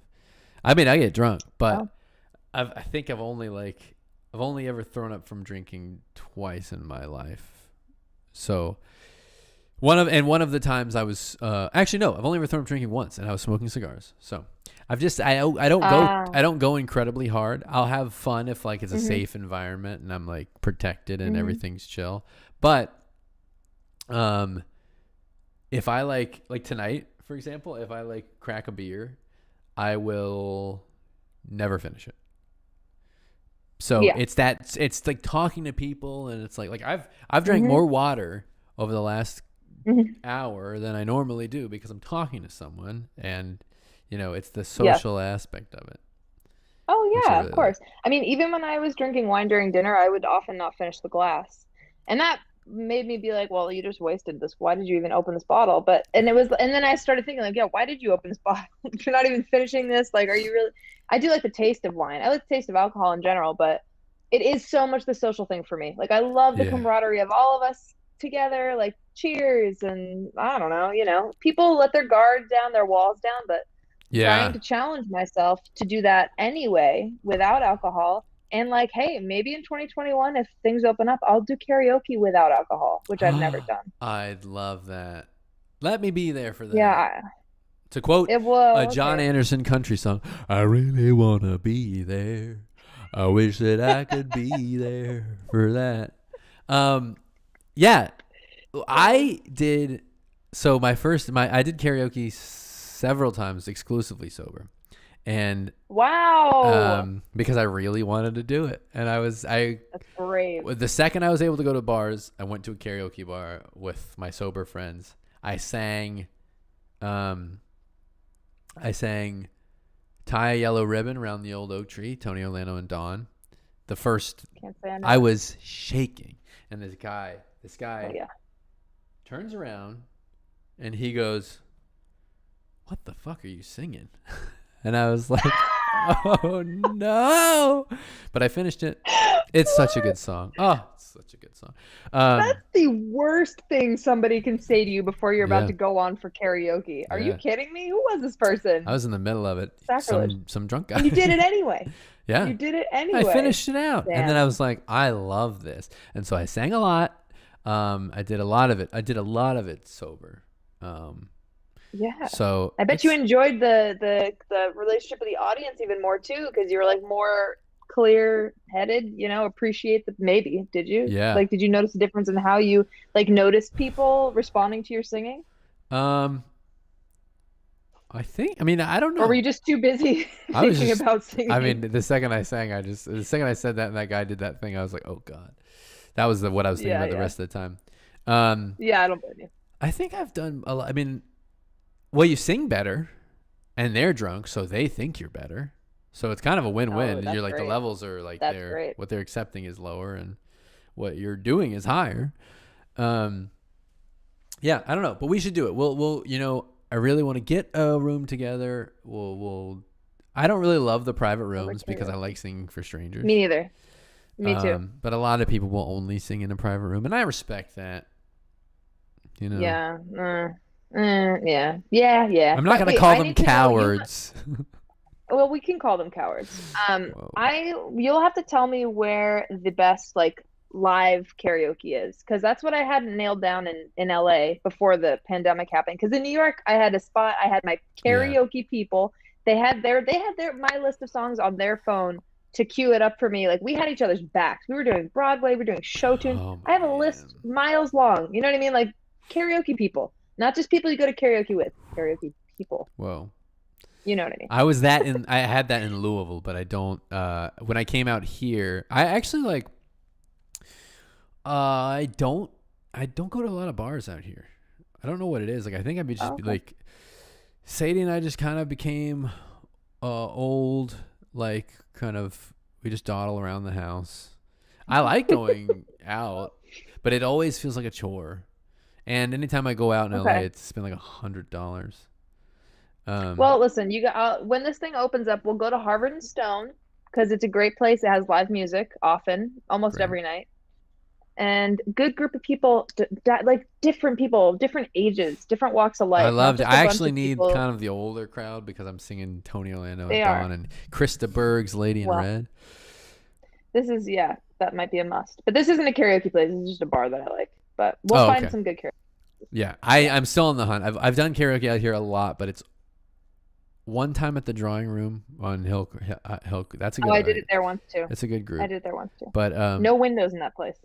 no, no. Not a single window. Um, but mostly it's been the private rooms because everybody's a coward. That's okay. Yeah, And no, a we're couple gonna times change at that. We're gonna people's change that. homes. That I like. That sounds fun. I just Maya want has a machine, someone doesn't she? there. Yes, she does. I just want somebody who doesn't know me. Because I don't want to, like, if my friends know Mm, I can sing, I don't get anything out of showing them yes, that. yes, yes, yes. You want your moment where someone turns in the audience, they're like, Yeah. "Oh, this person's actually good." That's Yeah. the best. That's the best. They go, hang on. Yeah. Hey, shut up. Listening to this. I think I've said this before. Maybe not. I've used to do really aggressive karaoke. Like I pick songs that have musical breaks because I like to Oh my. talk to the audience. I like to, Ow. and a lot of the times in Louisville, because in Louisville I was 23. I probably had the tolerance of like a child because I just started drinking, and like my friends and I, we ran the bars. We were like, okay, we're taking 10 people to these places. Akiko's, shout out Louisville, Kentucky. Akiko's. I hope you're closed because it's a terrible, terrible place. Oh, I thought it was going somewhere else with that. But anyway, like I distinctly remember I was singing Kid Rock's karaoke. I've told this story on I'm into that before. Kid Rock's Cowboy, and I was singing that on karaoke. Unfortunately, it's been in the vault. It's been put in the vault. But anyway, I remember yelling at a guy who was walking out while I was singing. Oh my I gosh, got off the that's amazing. stage, and I followed him to the door. Oh, okay. And you're gonna tell me you didn't have the hall monitor energy? I'm sorry. You literally followed this man. Like you were like, no, you're breaking the rules of etiquette. But by the way, I fully support what you did. It wasn't I breaking the think rules of it's etiquette. It wild. was just making an insanely bad choice. I was like, buddy, I'm only here singing 3 times every night. So don't Yeah, miss yeah, it. yeah. You Oh my crazy God, the person. audacity. Oh Karaoke in God, LA would be man. intimidating because I think every other person in showbiz and probably sings like an angel. LA's way broier and normal than you think. You know? But then both of us are those people that come up and sing like angels. Yeah, but I'm not No, a singer. I'm not a yes, but you can professional. carry a beautiful Broadway tune. I'd say by the standards that like regular old karaoke goes by, I feel like you're Oh yeah. I mean, up there. listen, let's be honest, everybody. Let's just call it what it is. Let's I address it. know that when I sing at karaoke, some people get mad because they go, that's a pro. Yeah, They go, that yeah, person. yeah. I mean, I genuinely think like, hey, if if someone's singing and they're too good, or they're too good on stage, you go, Mm, come on, This is for the people for the people who are shaking in their boots. They want to, to find the thing. So I get it. Listen, I get it. There's a I think it's 10 Oil Can Harry's. Have you ever been to Oil Can Harry's in the Valley?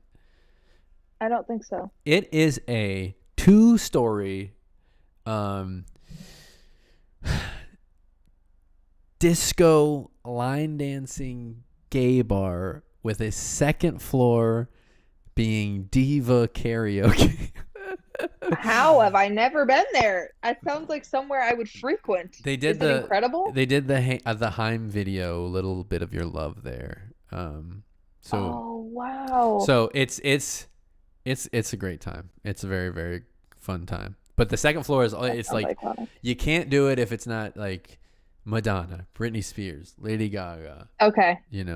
Okay, I got Lady Gaga on my list, so I feel like I'm good. I also got Amy Winehouse on my list. Is she a what diva? What are your go-to karaoke songs? Yeah. Why wouldn't she be? She's a diva, right? I love to do You and I by Lady Gaga. I love to do Valerie and Back to Black by Amy Winehouse.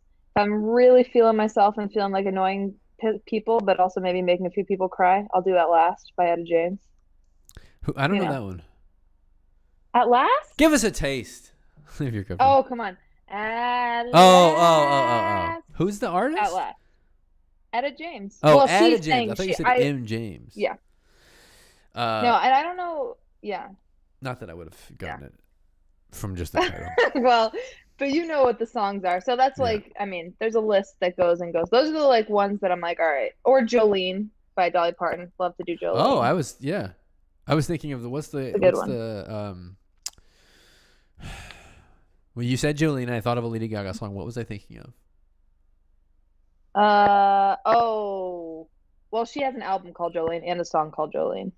Lady Gaga? So you might have been thinking of Jolene by Lady Gaga. Okay. Yeah. I did. I did sing Stars. You missed it, Merle. Where the hell were you? Yeah, I know. I was too scared. I knew if I went to the karaoke thing on Aria's Discord that I'd have to sing, and I didn't want to. But you were singing, and I wanted to go listen. I got too scared. It's okay. I got too scared. Next time. My first sober time can't be on a Discord. It has to be. Oh, that's fair. Person. That's fair. Joanne. Yeah, what are your go-tos? That's what it's called. It's called Joanne. Okay, you're right. Yeah, not Jolene. Jolene is such a perfect country song. I don't talk about this too much because even if you think musicals are,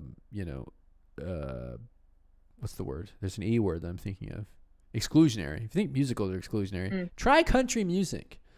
Yeah, no. I was raised on country music, so. Oh. I kind of was too, actually.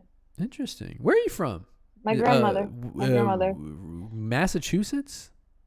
Yeah. Yep, Massachusetts. I was born on Cape Cod, and then when I was 12, my mom and I moved to the Berkshires in Western Mass to a town called Worthington, 1,100 people.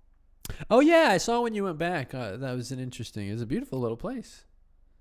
It is a beautiful little place. It's so nice to be there, Matt. Oh my God. Especially right now to like be out in the country. Yeah. We can walk around without like a mask just down the street, not like into establishments. Sure. Down my mom's like dirt road. It's wonderful.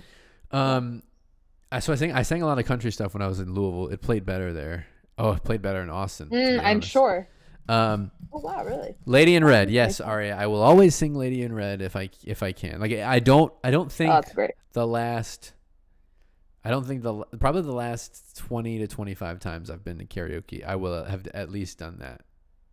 So it'll be an earlier one to kind of get everybody going, and then Lady in Red will have to happen because I can hit every one of those notes. There's a musical break. You get to play the crowd a little bit, and everybody just needs to be reminded. So the song Lady in Red is a song about a guy who sees his wife in a party. And it's like, I've never seen this person like this before. And they fall in love with him. Okay. Yeah. Great song.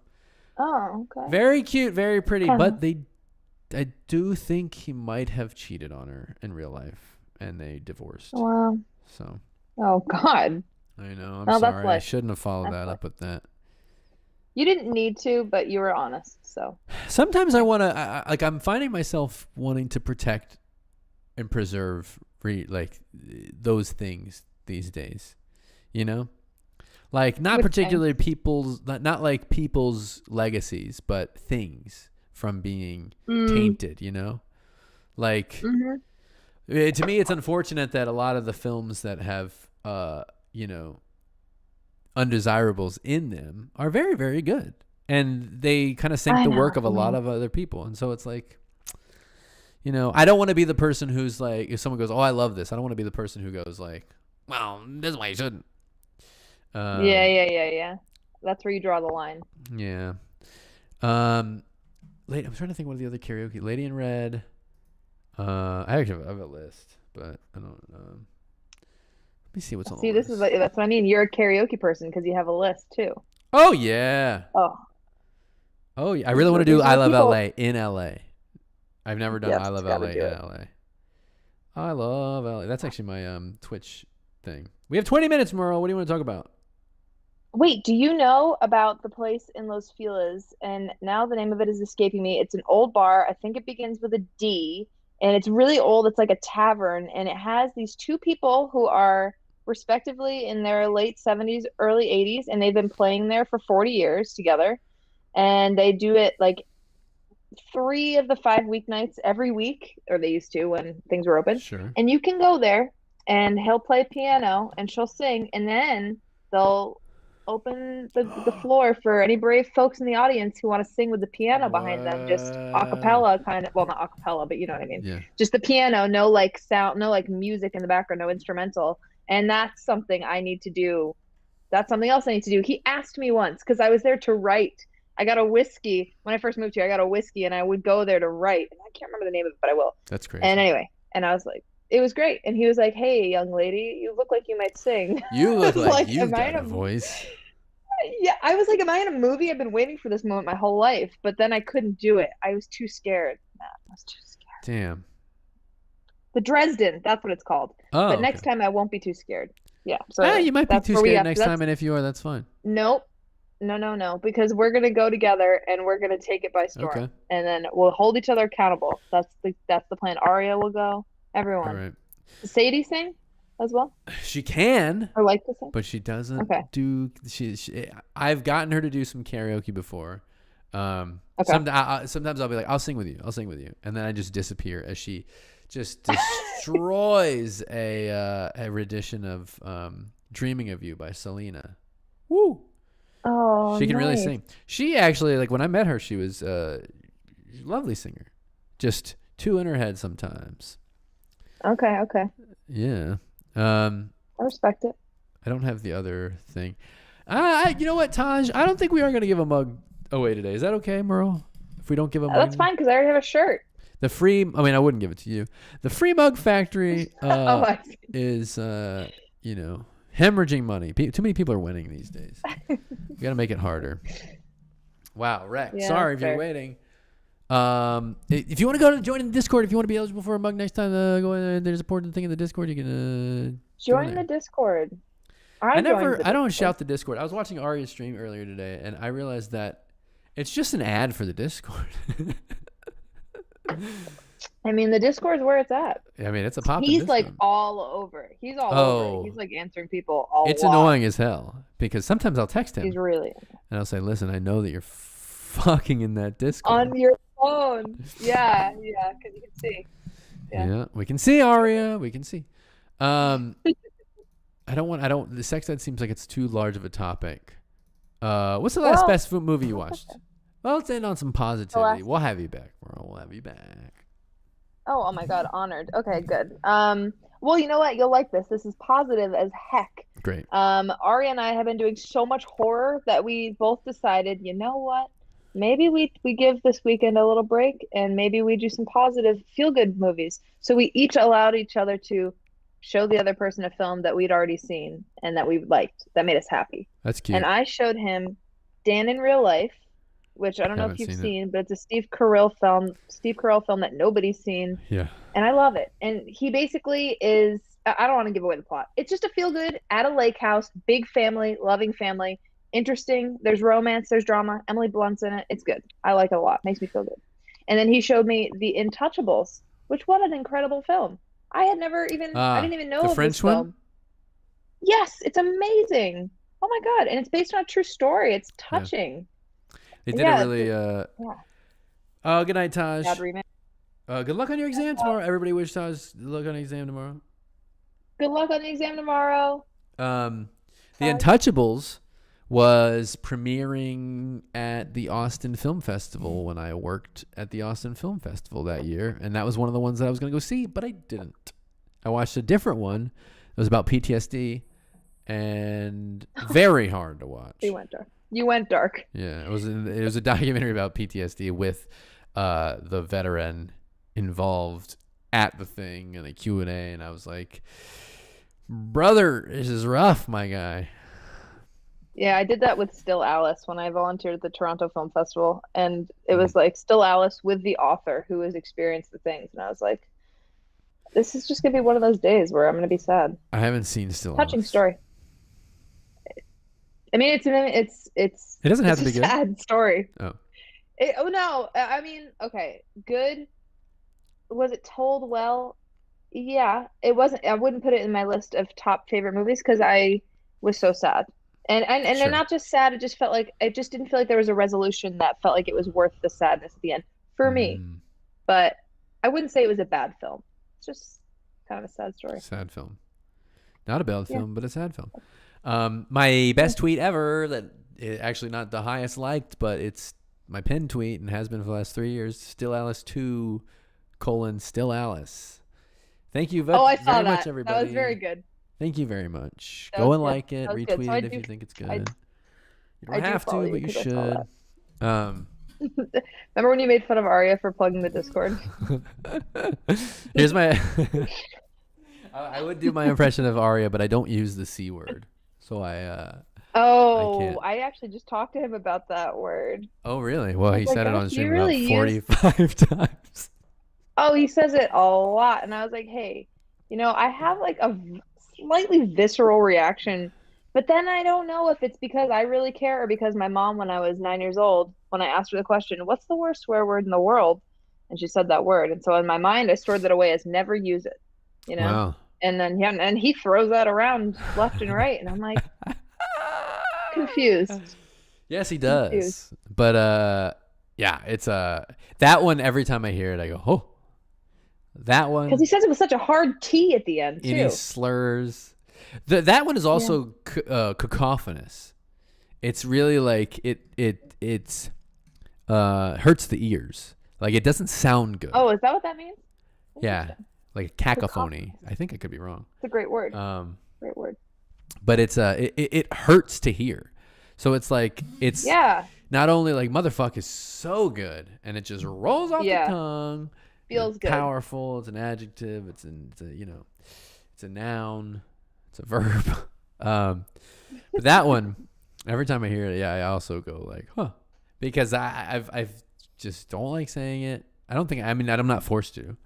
So that one and like slurs, I think don't make it into my repertoire. No, he also like isn't saying it at women when he's saying it. Usually he's saying it at like a scary guy. So I'm like, that feels different. It's funny when he does it because it's just really weird and the British and Aussies do throw it around a lot.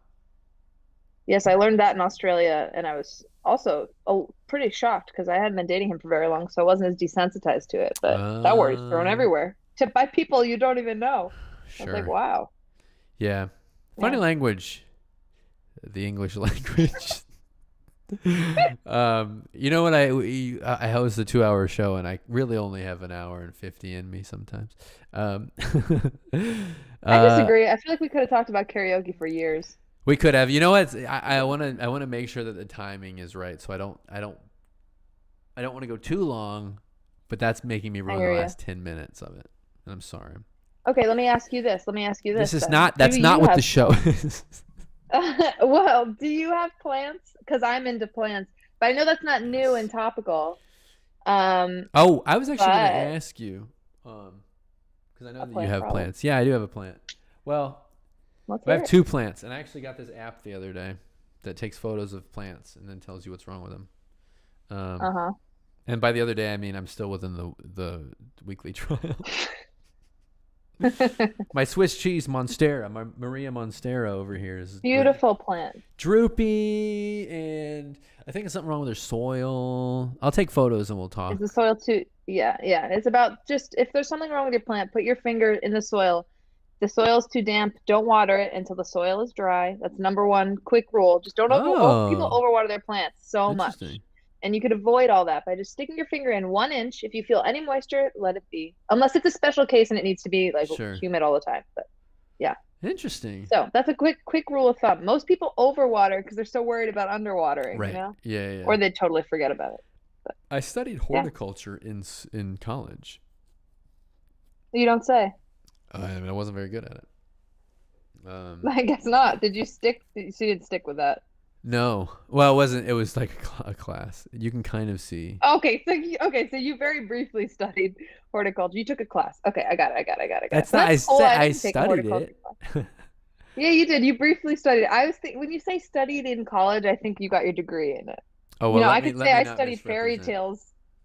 I studied fairy tales in college, and then you'd be like, "Oh, that didn't know you could get a degree in that." And I Well, did take a I fairy wouldn't tale say that class. because I have a different relationship with the phrase "I studied." Why? Clearly, clearly, Took botany fairy first tales are semester. dark, dude. Yeah, they really are. I love it. They're grim, if I No might matter how much say. you try to go to like positive Debatable. topics, I keep bringing them down to Yeah, negative it is topics. interesting, isn't it? I like the dark topics. I Yeah. do. I wonder. I've never once really liked horrifying documentaries. I used to Oh, go I do after like not it. like good documentaries. I used to go after those above all, but I really prefer like quirky ones that are about fun things. Vivian Meyer. Vivian Meyer. That's Did you fun. watch that one? It's an adventure. Oh God. I mean, I'll you might type it. not laugh, I'll but write it in. it's not murder or anything. Oh, that's good. I can do It's true about a crime. person. It's about a person. Okay, it's not that either. Okay. It's kind of a character study of a very interesting person. Oh, I like that. Like Grey Very. Gardens. Yes. Oh, I love Grey Gardens. Yeah. I had But yeah. an idea one time that a really good haunted house room would just be 20 different films or for 20 different TVs playing Grey Gardens like a couple seconds off of each other. Oof. Oh man. Be a lot of fun. Big I Errol need to look Morris at that. fan. Big fan of Errol Morris. Okay. And one of my favorite was I was just gonna name a documentary that I really love. That is, Thin Blue Line. no, that one's great. Yes, I was gonna say a documentary that's incredible, but not that I don't really want to watch it ever again. Brothers Keeper. Have you seen that? Oh, I saw it. Yeah. Oh, I Yes, saw I it. That's saw it. all you need to know. Yeah, Yeah, I saw it. yeah. You all should watch Last Chance U on Netflix. It's a sports documentary, but you don't need to care about sports. It's a Yeah, I don't care about sports. It's a documentary about kids. I don't like basketball at all, but it's a documentary about like these kids Okay. who, through either crime or just like bad grades or whatever, they kind of fucked up their chances at playing Division I basketball at at good colleges and getting out of so many situations, right? And so Yeah. there's a school and a coach who's like, I'm not giving up on these kids. So he like handpicks ones that he think deserve a second shot, and then he, it's like got a, it's got a movie in the making, something like that. It feels very much like, it feels very much like they would have some white coach do this for some kids, for some black teens, Okay. but Okay. they're all black, which is good. There's one player who's not. And they call it out in a very Do funny you like way, which is why I named it that. Why I brought it up. Do I like? Sorry, just interview me. cats? Maybe that'll be the last 10 minutes of the musical. Yes, the animals. No. I knew you weren't gonna like Cats the Animals, and I also knew you were gonna like Cats the Musical. I That's love right. Cats the Musical, and I love Cats the Animal. But is it just because you never had a cat growing up, or did you also have I didn't, but everyone I seem to talk to that doesn't like cats had like one cat that like messed up their whole experience with cats. Yep. Where are people finding these cats? Well, I've never met a cat that was like they're- aggressive and dangerous These people describe. Did you have a horrible cat Yeah, which is encounter? funny. Yeah, which is funny because I also had horrible dog encounters, but I love dogs. But you love Um, dogs. I think um, I did. My dad had a cat when we were very young. My dad had a cat named Goose that was Oh, great name gray. for a It's cat. a very good name for a cat, you know. Gray Goose. That's really And then smart. oh well, that explains a lot. Oh my God, I'm like, wait. Oh my God. See, there I go again. Creating the math. Well, it might be right. Yeah. Anyway, the cat scratched me in the face, Oh, and I was like, I yeah. don't like What were this. you doing to it though? What were you doing to it? Staring deep in its soul, that's not my problem. Okay, how close was your face to its face? And were you Within breathing scratch in its shot. face? Clearly. So Okay. anyway, I'm but I not just gonna. don't, I just don't, I, the thing, that I like about dogs is that I know where I stand with dogs. With Mm, cats, it's confusing as hell. That's the same thing with people too. mm, Like I really like people mm-hmm, whose energy is very clear and like mm-hmm. if they're upset with me, I can tell, and if they're not, I can Totally. tell. But if they're like scheming and plotting, I don't I don't like that so much. So, and I don't really like cats being above me. When I was in Chicago, I had a real issue with birds flying over me. I love birds and I respect That must them. be tough. Birds fly all the time. Yeah, especially in Chicago. When they fly over me, I got Wait, so freaked out. wait, anytime a bird flew over you? Like a pigeon, yeah. It freaked me out. Because pigeons aren't afraid of Oh, people. interesting. So they don't respect personal space. But they're friendly. They like people. You think? Yeah. I've never been attacked by a bird. I'm actually, I mean, I'm not, yeah. I don't Feel know. your feelings about birds. My mom has pigeons. That's interesting. I Like don't like she, keeping well, birds.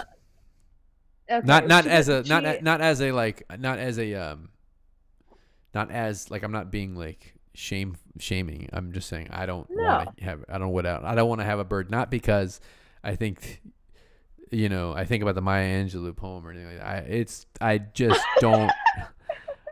They're kind of messy and they're very scary. They're very messy.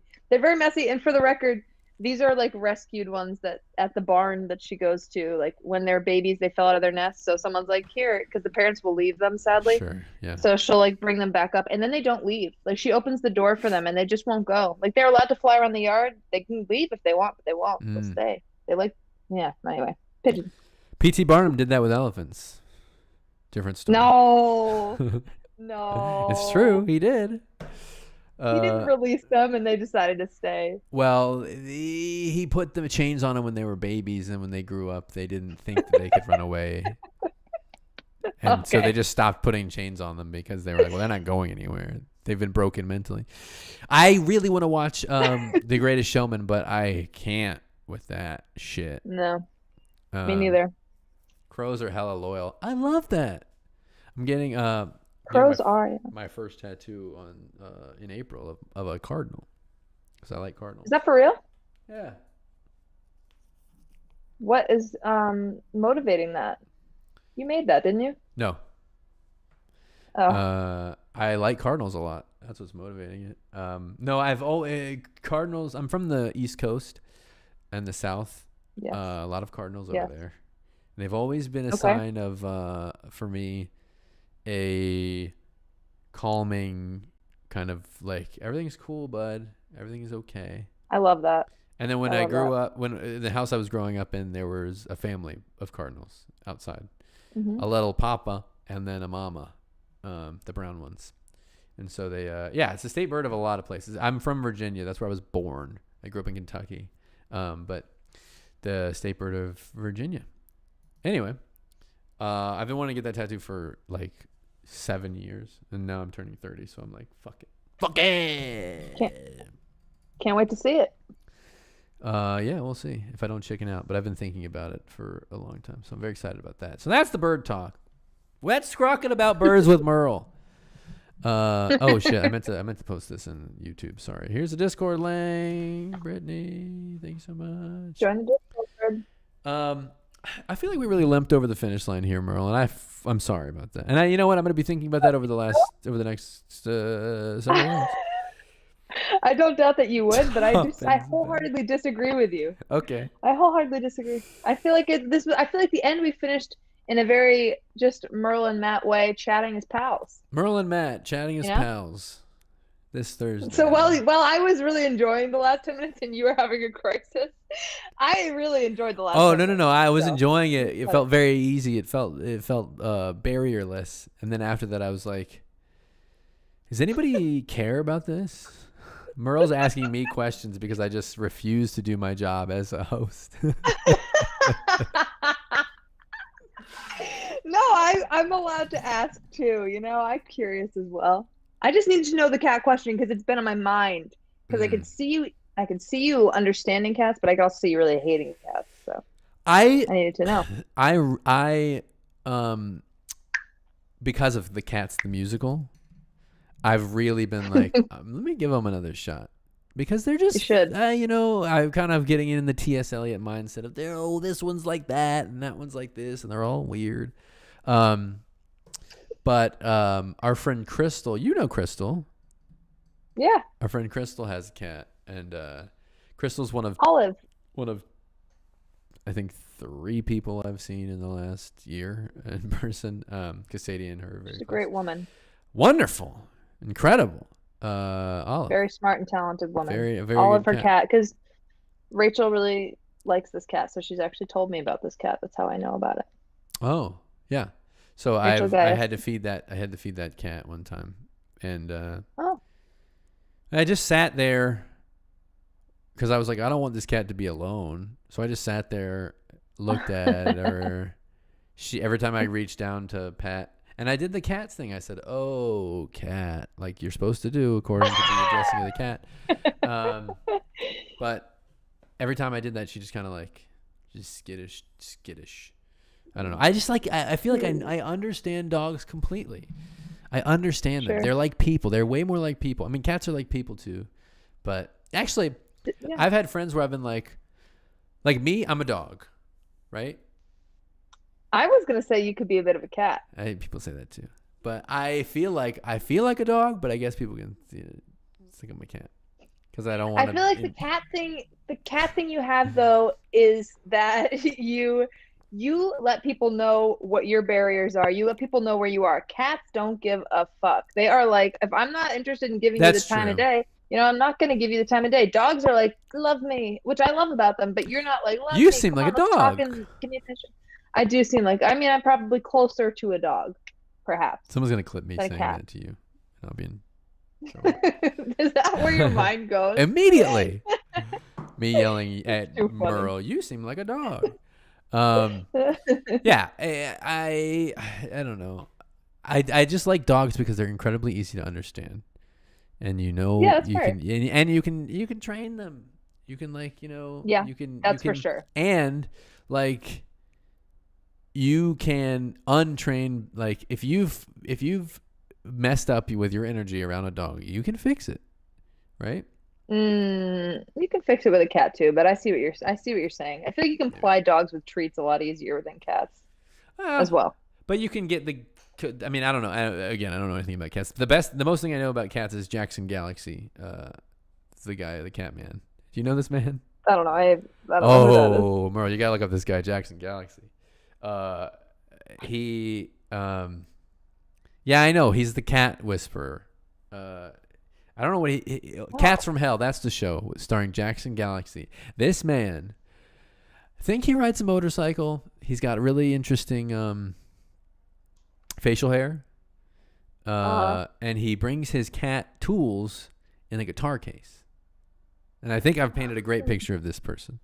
And he had a show on Animal Planet around the turn of the century.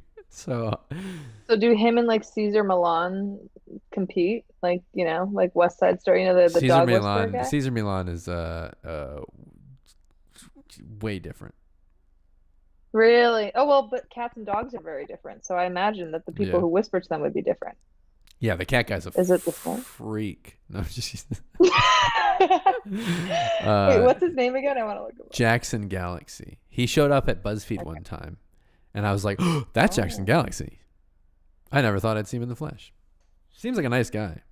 Oh, wow. Exactly. Okay. There you go. There you go. Okay. He's got a very distinct energy. Yes. My immediate thought about Cesar Millan is I think there was an animal abuse accusation, which is bad. Oh, really? I'm out of touch with what's up with him. I don't know. I'm just looking at a photo of Jackson Galaxy. Everybody look at a photo of Jackson Galaxy, please. Yeah, wow. Yeah. He's the cat daddy, excuse me. He's the cat daddy. Cat daddy. And a lot of his merchandise resembles BDSM stuff. Oh, didn't see that. Cat. Didn't see where that was. Yeah. Cat. You know what? Now I kind of see how that could cross over, actually. But you know what I do like? Oh, is yeah. I see him supporting Adopt Don't Shop. I like that a lot. Yeah. I'm into that.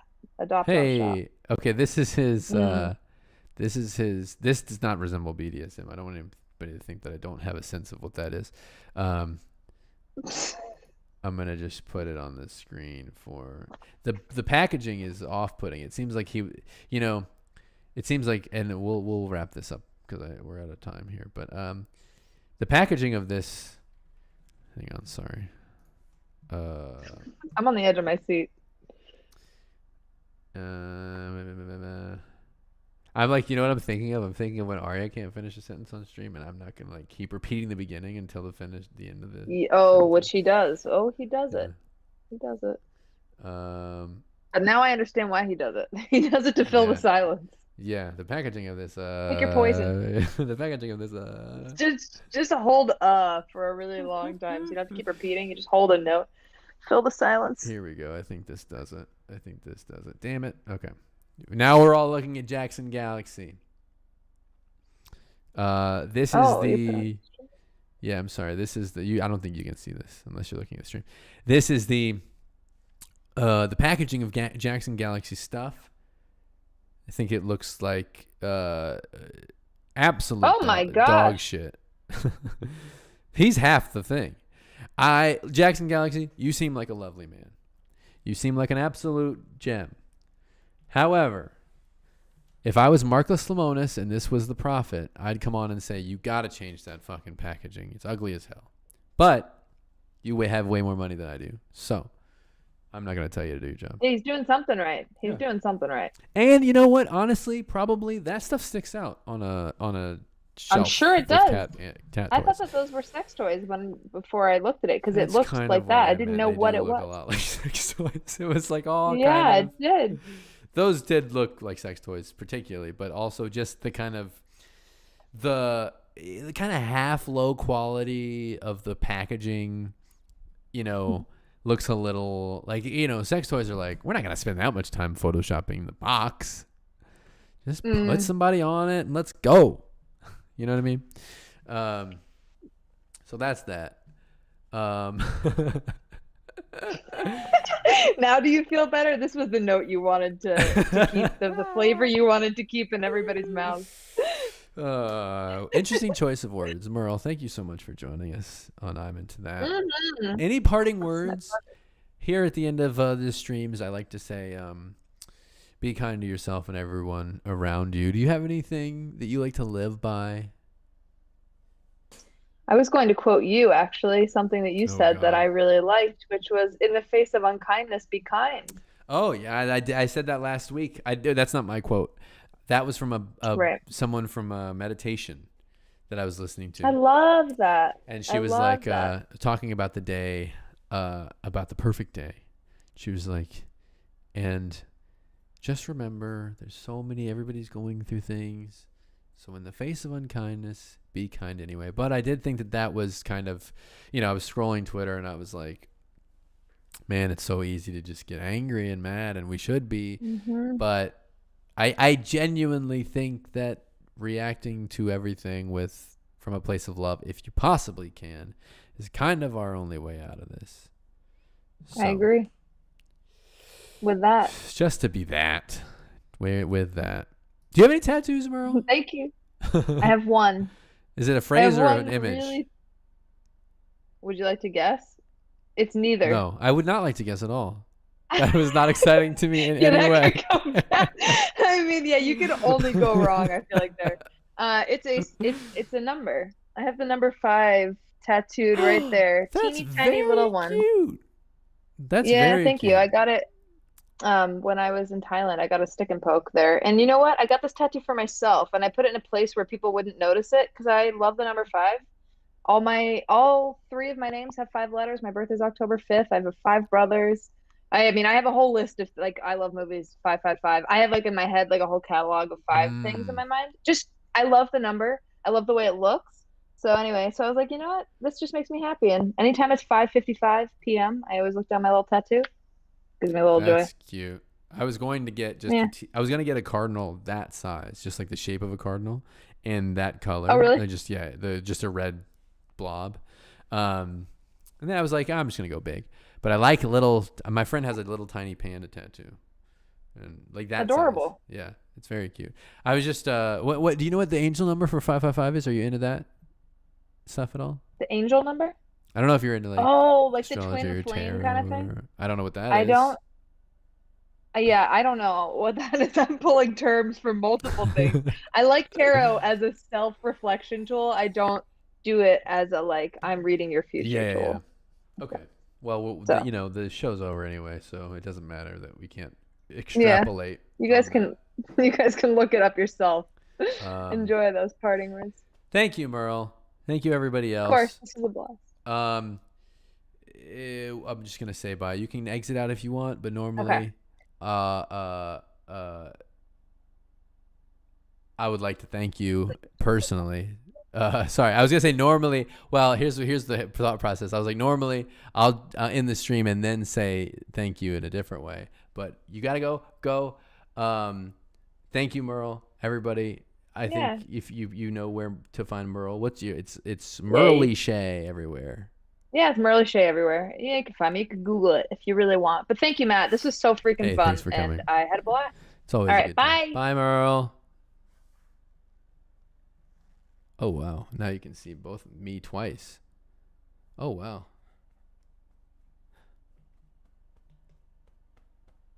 Anyway, good night, everybody. The Discord is in there. Please, the Discord should be in both chats. Let me actually put it in my YouTube chat. I'll just put it again. I should have pinned it from the start. We might move I'm into that. If you like I'm into that, please be in that Discord so you can have a say in when it goes. I think we're going to make it earlier for the East Coasters. Please be kind to yourself, especially this fucking week. Be kind to yourself and everyone around you. I'll see you next time. Goodbye, friends.